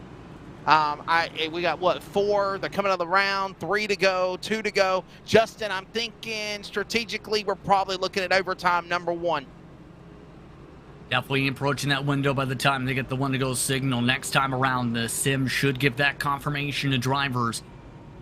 And that will add to that urgency. If you're like Peterson, you have to be stellar off turn 4 exit if you want a chance to make the move on the final time around. It's going to take that full lap to wind yourself up for the run like he had before that last caution. If you're Sean Breitzman, be prepared for the send. Be prepared for the run coming to your inside. You might have someone attempt the dive bomb, and it's likely that number 9 based on what we've seen tonight. Lights off on the pace car, believing it will be next time by. If not, we will see overtime attempt number 1. No, I really, we're coming to 2 to go this time by, Justin. Either way, go it will start. It still triggers the GWC regardless at this point. Yeah, that's what I was thinking. I mean, are they really going to try to do a 1-lap shootout? I just don't see that happening. No, that is not likely to happen. How it works, again, for those tuning in and listening in and watching along for iRacing broadcast and virtual racing for the first time here on LSRTV and CRN is once you get to the 2 laps to go mark, the sim itself gives a trigger of saying you're within the green-white checkers allotted for that said race. Once you get that mark, it automatically rolls the lap count to 3 laps to go, adds the additional laps to its official race total, and in turn, the drivers will get themselves that clarification to make sure they have 2 laps. If they get the caution before they take the white flag, they'll re-rack them and stack them. They get a caution during the second GWC before the white, race enter the caution. If not, they race, of course, to the checkered flag. Well, thank you for clarifying that for me, because those are things that I really don't know to a certain extent. And I mean, as far as the lap counter, I mean, so there you have it. Yep. We will go to overtime, and this will be attempt number 1. We should get the signal this time around based on the amount of pace laps and how many drivers are still laps down. Keep in mind, right now, 10 are on the lead lap. For clarification's sake, Paulison, currently the last of those competitors. Ryan Bloom, keep in mind, significant damage 2 is back on the lead lap. Was amongst those able to get themselves on said lead lap again. Caution flag trigger. But either way, Wesley, this is about to get very crazy to see who wins here at Dover tonight in what has been a crazy season and a car that is very new for many drivers. There's the signal. Do you like this car? Do you like the racing we've seen so far, Justin? I love the racing. I think it provides some great racing and provides some massive difficulties as for drivers to handle, but that's what the drivers and the fans have been wanting for a while.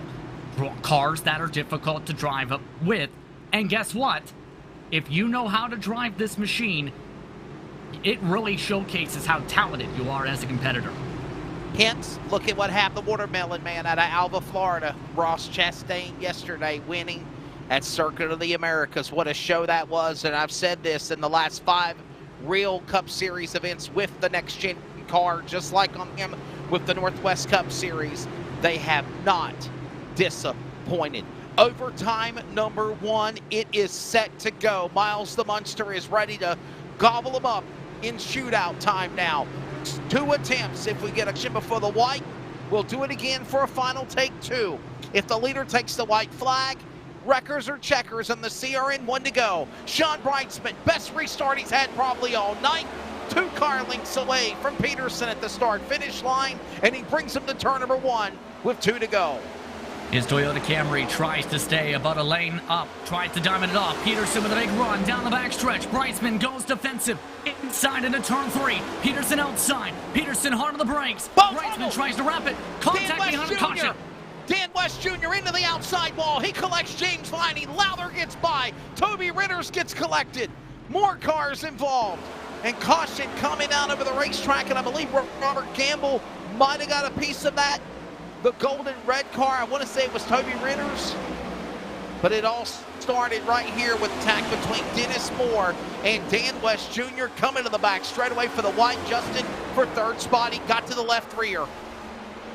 He tried to send, absolutely, but Lowther. in the end, the squeeze, and Dan Lowther hard licks, Vining bouncing off of Ritters.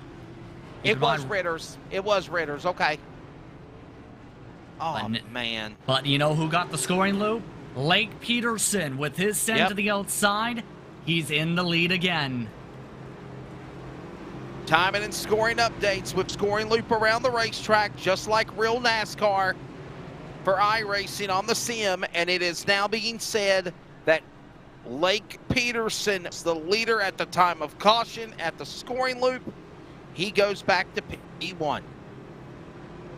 It took some work, yes. It took some timing, yes. But now with 1 more green-white checker attempt on the docket, he's just going to have to make sure he keeps it clean for 2 more green flag turned miles. Able to win this race. Keep in mind, Lucky Dog this time around. Briar Reynolds, who was involved in the last caution, mind you, kept clean this caution. He now has a chance to possibly finish in the top 10 because of the incident involving West Jr. and Stephen Paulison also having significant damage to deal with.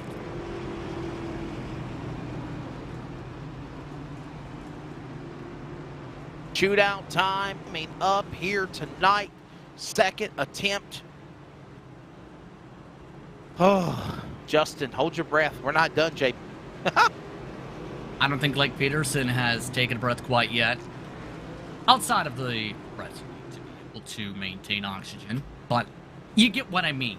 It's still nerve-wracking because he makes a little mistake, a bit of tire spin through the gears, a slip-up through the 3 and 4 even. And all the work he's done goes undone at the snap of a car spinning down the banking in turns 3 and 4. And I don't think Blake Peterson wants that to be how this night ends. He just needs to stay calm, stay focused, get that checkered flag from Barney. We will try this again. Blake Peterson, Sean Breitzman, Dennis Moore, right now the top 3. 3 to go. Coming up, the finish line post-race wrap-up. We'll talk to the top 3 and wrap things up at Dover. Don't forget the trucks are in action here at Vegas on Thursday, Las Vegas.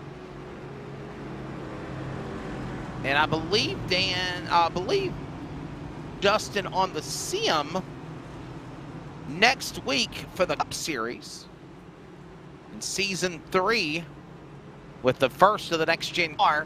We will be at Vegas as well next Monday night. Or 4th, indeed. That's an afternoon race at Las Vegas. It's going to be interesting how the drivers handle that circuit. And if you've seen how the drivers fared in the NASCAR competition, Wesley, that's going to be a hurricane for some of these competitors to battle in. Oh, and by the way, Justin, how excited are you for Monday night, April 11th?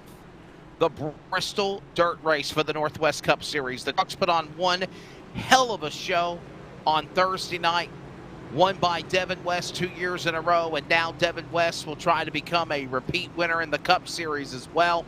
2 weeks from tonight, the Bristol Sim Dirt Race for the Northwest. It should be a great one. I'm curious how the next-gen car races in the dirt. And keep in mind, they changed that start time in real-world action, too. Remember, it was daytime dirt racing last year. It's under the lights now for this year's running for Bristol Dirt. Yes, sir. Very excited about it. All the while, we'll settle them in. Lights are off on the car. Shootout time coming up. 2 attempts at a green-white checker. This is the final attempt. If the caution comes out, this race is over. If they take the CRN1 to go, the race is over. Record checkers, they'll come back to the line and race for the finish. Unless it happens before the white flag. Blake Peterson, Sean Breitzman, ready to go. Sean Breitzman needs to get a good jump. Peterson needs the best restart ever. He's gone. Sails away from Breitzman. Peterson, car links down to turn 1. Shootout time, take 2 in turn 1. Peterson looks to hold firm for the race lead off the turn 2. Breitzman with a solid run off the corner, within a car length and a half. Fighting hard for 3rd behind them, Moore and Barnes. But for Blake Peterson, he hits his mark solidly. He gets a good run off of turn 4. White flag up in the air, final lap from Dover. Blake Peterson, white flag, the CRN1 to go. He's out in front. 2 car links gets Breitzman, battle for 3rd. Moore and Barnes go at it for the final time. Breitzman gets loose on 2. He hits the inside wall. Breitzman bounces off of it. Breitzman slow down the back. Blake Peterson is bounced off of 4. Here comes Blake Peterson, Breitzman's nemesis. He can't get there. Peterson will win at Dover. He'll survive Miles the Munster. Dover took out Breitzman, the 2nd place man. Dennis Moore will now move to 2nd. Brian Barnes, a new name on the series, will come to finish 3rd. And the rest of the field coming across the start-finish line in a double overtime shootout. Blake Peterson, another win. 4 different winners now on the Northwest Racing Series of 2022. Blake Peterson showcased his ability on the short tracks right then and there, where at any short track, if you're able to keep them out of trouble, if you're a crew member, if you are anyone who works with them, this is what Lake Peterson can do. He can dominate long run. He absolutely obliterated the field on long run pace, as much as 4/10 a lap, with the best pace I think I've ever seen with this type of a tire in the next-gen car. In Lake Peterson's 29th start tonight, he gets his 10th win of his career for Northwest, along with his 14th pole, 17th top 5, and 24th top 10. His most recent win came, of course, last year, October 25th, in the Cup Series at Chicagoland. Before that, the week before, Justin, at Gateway. And now he wins again, and the celebration is on for Lake Peterson in 9. They do it in Northwest Racing Series style, by not letting him do a burnout and immediately launching his car into the sky and trying to send him on a space shuttle. Wow. They're wrecking Troy Daggett upside down. Frank Harris, Ryan Bloom, the celebration is on, and if you don't know what that is the Northwest High Five Salute. Here's your unofficial results. Lake Peterson, Dennis Moore, Brian Barnes, your top 3. We'll talk to them on the podium in the finish line post-race wrap-up next. Stephen O'Hare, 4th. Dan West Jr., 5th. Caden Anderson, 6th. Ryan Bloom, 7th. Chris White, 8th. Stephen Wilson, 9th. Brian Reynolds is 10th. 11th will go to Sean Breitzman. Dan Lowther, 12th. Carl Burke, 13th. Gary Nichols, 14th. Tyler Kim, 15th. Aaron Cooper, 16th. By the way, 11 cars on the lead lap with Breitzman. Final rundown of Wood, Audenbacher, Rogers, and Johnson, your top 20. 21st tonight went to Frank Harris with Scott Hutchinson, 22nd spot. Dean Moore, 5 laps down in 23rd position. Remember, he had an incident where he spun around the front stretch. That brought no caution, eventually got repairs on for 5 laps. Bryce Beatty at one point was in the top 10. The attrition hit. 70 car finished in 24th. The 333 of James Vining, 10 laps down, finished in 25th. Toby Ritters in his shiny red machine, 26th. Ron Hunter, after a few penalties on the night, finished 27th.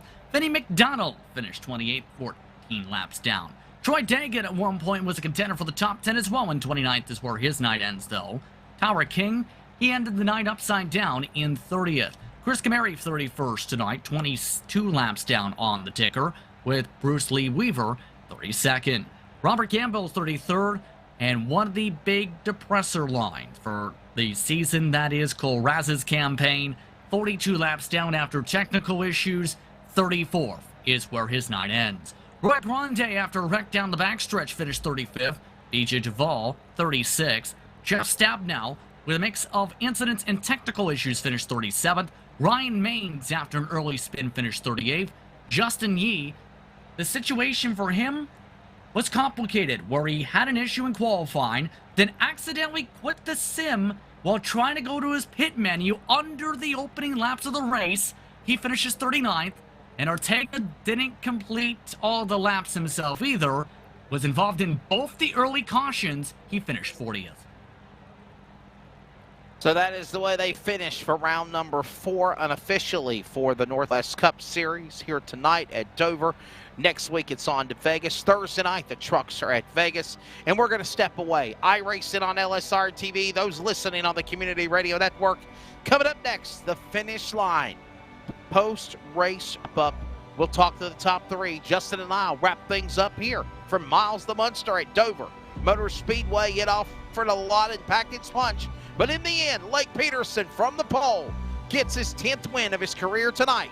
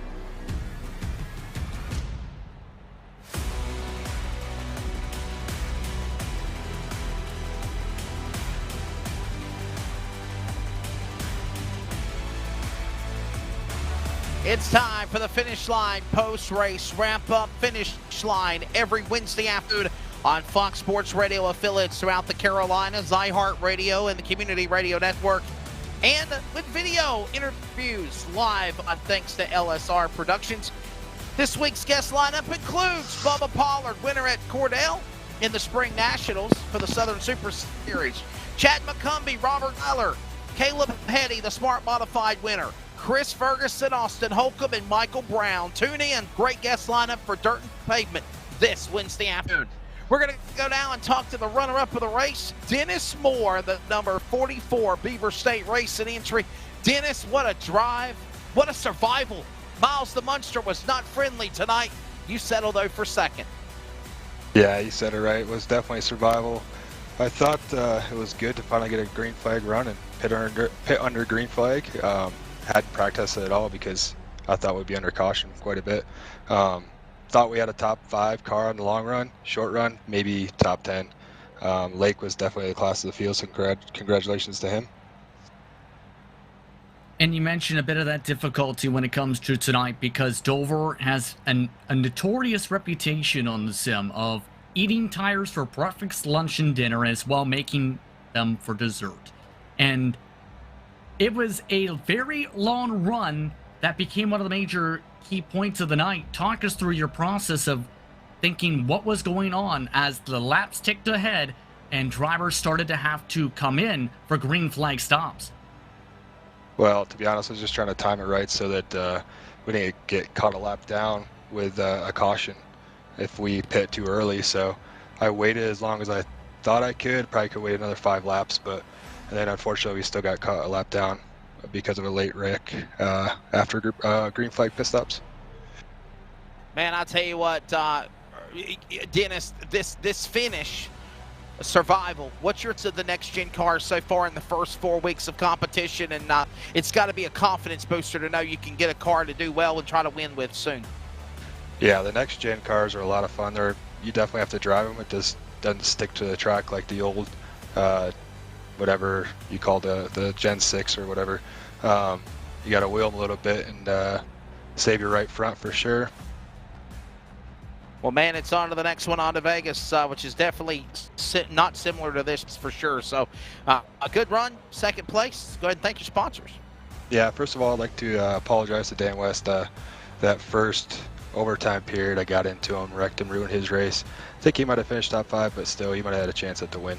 I'd like to thank Beaver State Racing guys. We all have a lot of fun.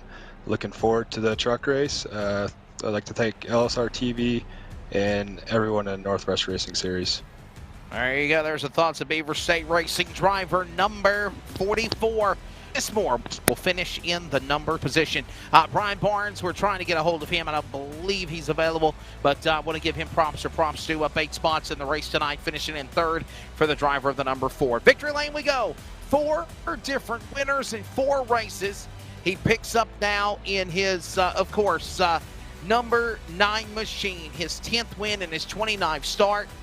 From the pole, congratulations to you, Lake Peterson. What a job here tonight. Survival of Dover, and you did it. Strategy, playing your cards right. What did it take to be the man at the end, at the top? Yeah, we just needed it to go green there for a little bit. As those green-white checkers were coming up, I was just trying to figure out the best possible way to get around Sean. You're kind of in the catbird seat there as a leader, so you usually can give yourself like a lap buffer before the guy will come up, is able to catch up to you. I also wasn't sure when the next caution was coming out, so I tried to get as good of a restart as I possibly could there. And then off of 2, I got a really good run, thankfully. And entering 3, I just sent it in as deep as I could. That was still like under control. For most of this race, I mean, I felt like I had the car pretty hooked up. And I was able to save my tires fairly well for the long run. We just kind of didn't hit the strategy there at the end of that green flag run, and kind of cycled like 4th or 5th as that caution came by. But thankfully, we were still able to race a little bit there to get the win. You mentioned waiting for that opportunity with the long run. You were the best driver by far in the long run, to the tune of up to 4/10 quicker than the majority of the drivers. And keep in mind, in the Gen 4 era, fall off was upwards 2 to 3 seconds at Dover. How difficult was it to make sure you didn't overexert those tires and kept the fall off within 1 second? Something that some drivers may take note of for future with this car. Yeah, absolutely. This is by far my favorite track. I feel like this is a place that I've really clicked at.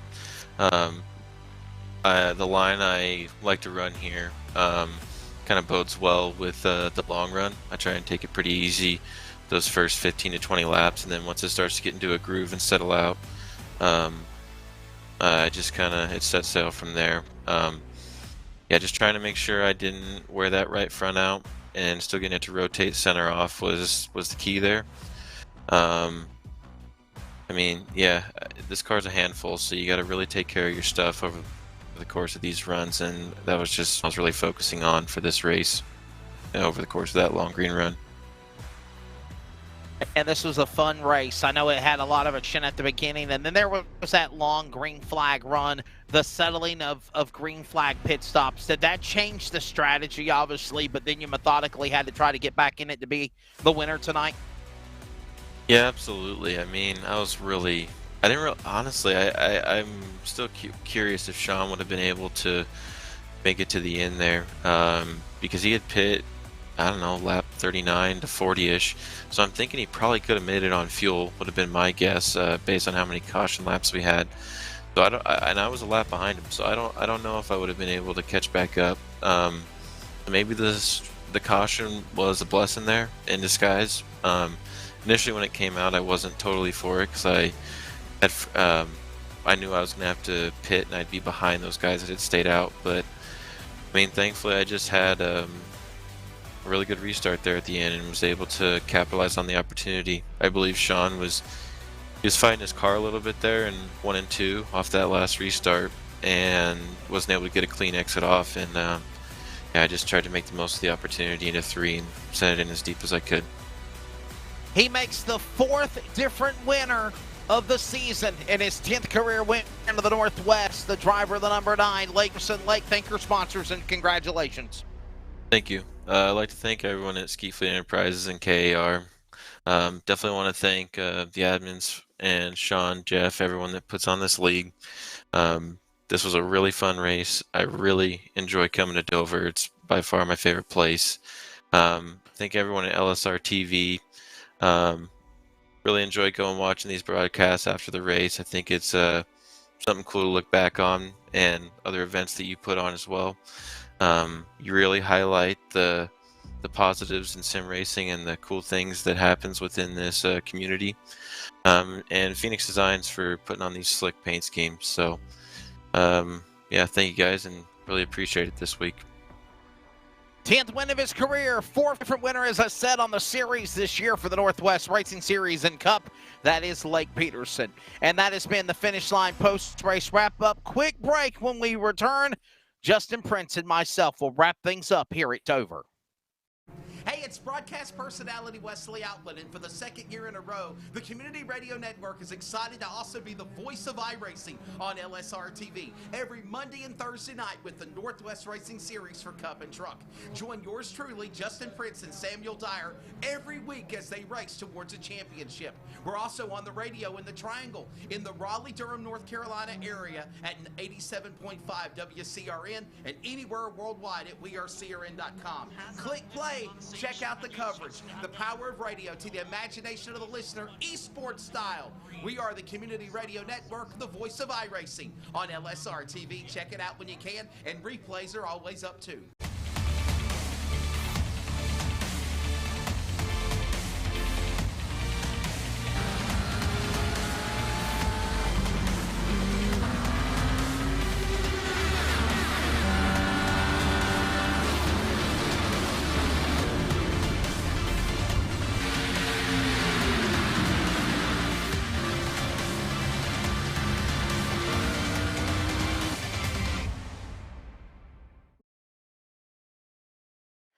And we welcome you back here to coverage from Dover. In the books, wrapped up. Justin, I think that we talked about when we came on the air is the same product at the end. It did not disappoint. Yes, we had our slew of caution flags, but we had the long green flag runs. We had the strategy, and in the end, Lake Peterson prevails on Sean Breitzman, who has some bad misfortune on that double shot on the restart, the second attempt at a green-white checker. 4 different winners in 4 races. You got to love this car. You gotta love how this season has absolutely fared out so far when it comes to these drivers. And when it comes to those who have been able to handle the challenges when it comes to the next gen machinery. Now, the main things I took from that too as well was the drivers willing to try the strategy gambles. It absolutely paid off, and that may emphasize and, if anything, factor in some potential decisions later on in the season for drivers in a similar spot with the cautions early on, knowing some of the trends that can happen at some of the racetracks. But the main critical thing, Wesley, is drivers who know how to be consistent find themselves up front, and drivers such as Lake Peterson, Dennis Moore, Dan West Jr., Caden Anderson, Cole Raz, he can throw into that hat of drivers, some of which we discussed in the pre-race, who are going to potentially be able to build on some of the momentum they've shown in the first races. It's just a matter of will it result in the more victories, in many of their cases, first victories of the year. And, Justin, I know we're still early on, but I did just get the updated points documentation, and it looks like after 4 events of 35 this year, Lake Peterson, with tonight's win and the consistent finishes, 3 top 5s, 4 top 10s. Consistency key here. He has a 3-point lead over Caden Anderson, obviously the Atlanta winner. Brian Barnes, how about this driver? 1 top 5 tonight, but 3 top 10 finishes. He's 25 spots back, 25 points back, if you will, in the 3rd place. Consistency, you want to get those wins, but consistency in the early going is going to propel what drivers are going to stay at the top of the mountain. But again, there's still a lot of racing coming up. Vegas, Bristol Dirt, anything could change in those next 2 weeks. Especially with the tendencies drivers have, and keep in mind, while yes, some drivers have some strengths on the short tracks, like Peterson showing that example for tonight so far. People are going to catch up to how this car is going to handle as the year goes on, first of all. But second, you have to consider that you need to be strong everywhere with this season, with this car. Not just on a short track, but also the 1.5 miles, the tracks where you go left and right, the tracks where you sling a little dirt, and the tracks where you use a lot of bumpers potentially and have to try and see if you finish with all the bumpers. This is not an easy schedule, even in the early going. It's going to get tougher as the year goes on, Wesley. If you can get wins now, it helps build potential momentum for later on and potential factors for the postseason fights for the title. Just mentioned it, obviously, coming up Thursday night, the Northwest Truck Series in action at Las Vegas. Next Monday night, Justin, my crew, will be at Las Vegas for the Cup Series as well. And then in 2 weeks' time, before the Easter break, the Wild Bristol Northwest Cup Dirt Race. You don't want to miss it. You thought the trucks was wild last Thursday night? Wait till you see the Cup cars, these new next-gen cars on dirt at Bristol. And, of course, that is actually, Justin, so darn cool. It's in succession of the same week of the NASCAR Bristol night race on Easter Sunday of that week as well. I think that's pretty cool that it's sequenced and scheduled. I think that is a perfect timing, if anything, to help give fans potentially a preview of what to expect with the next gen car, because yes, you had the Pro Invitationals that help with that with the Gen 6 era, but the next gen car is a different beast in of itself. And that means different potential tendencies you may see, different ways you may handle the corners in the next gen machine, and potentially some drivers having to relearn to drive their way around in it on the dirt again. It's not going to be an easy race, yes. I'm very much having to star next to that night to see who's going to be able to showcase their dirt racing skills. I certainly will as well. You don't want to miss it. As always, follow the Northwest Racing Series on Facebook at LSRTV and at CRN Sports on Facebook, Twitter, and Instagram. And we thank you, the viewers, the listeners, for tuning into all of our coverage week in and week out. For live sim racing and Rocket Media Productions, including Jeff Stabnow, Charles Wooten, for my partner in the booth, Justin Prince, I'm Wesley Outland.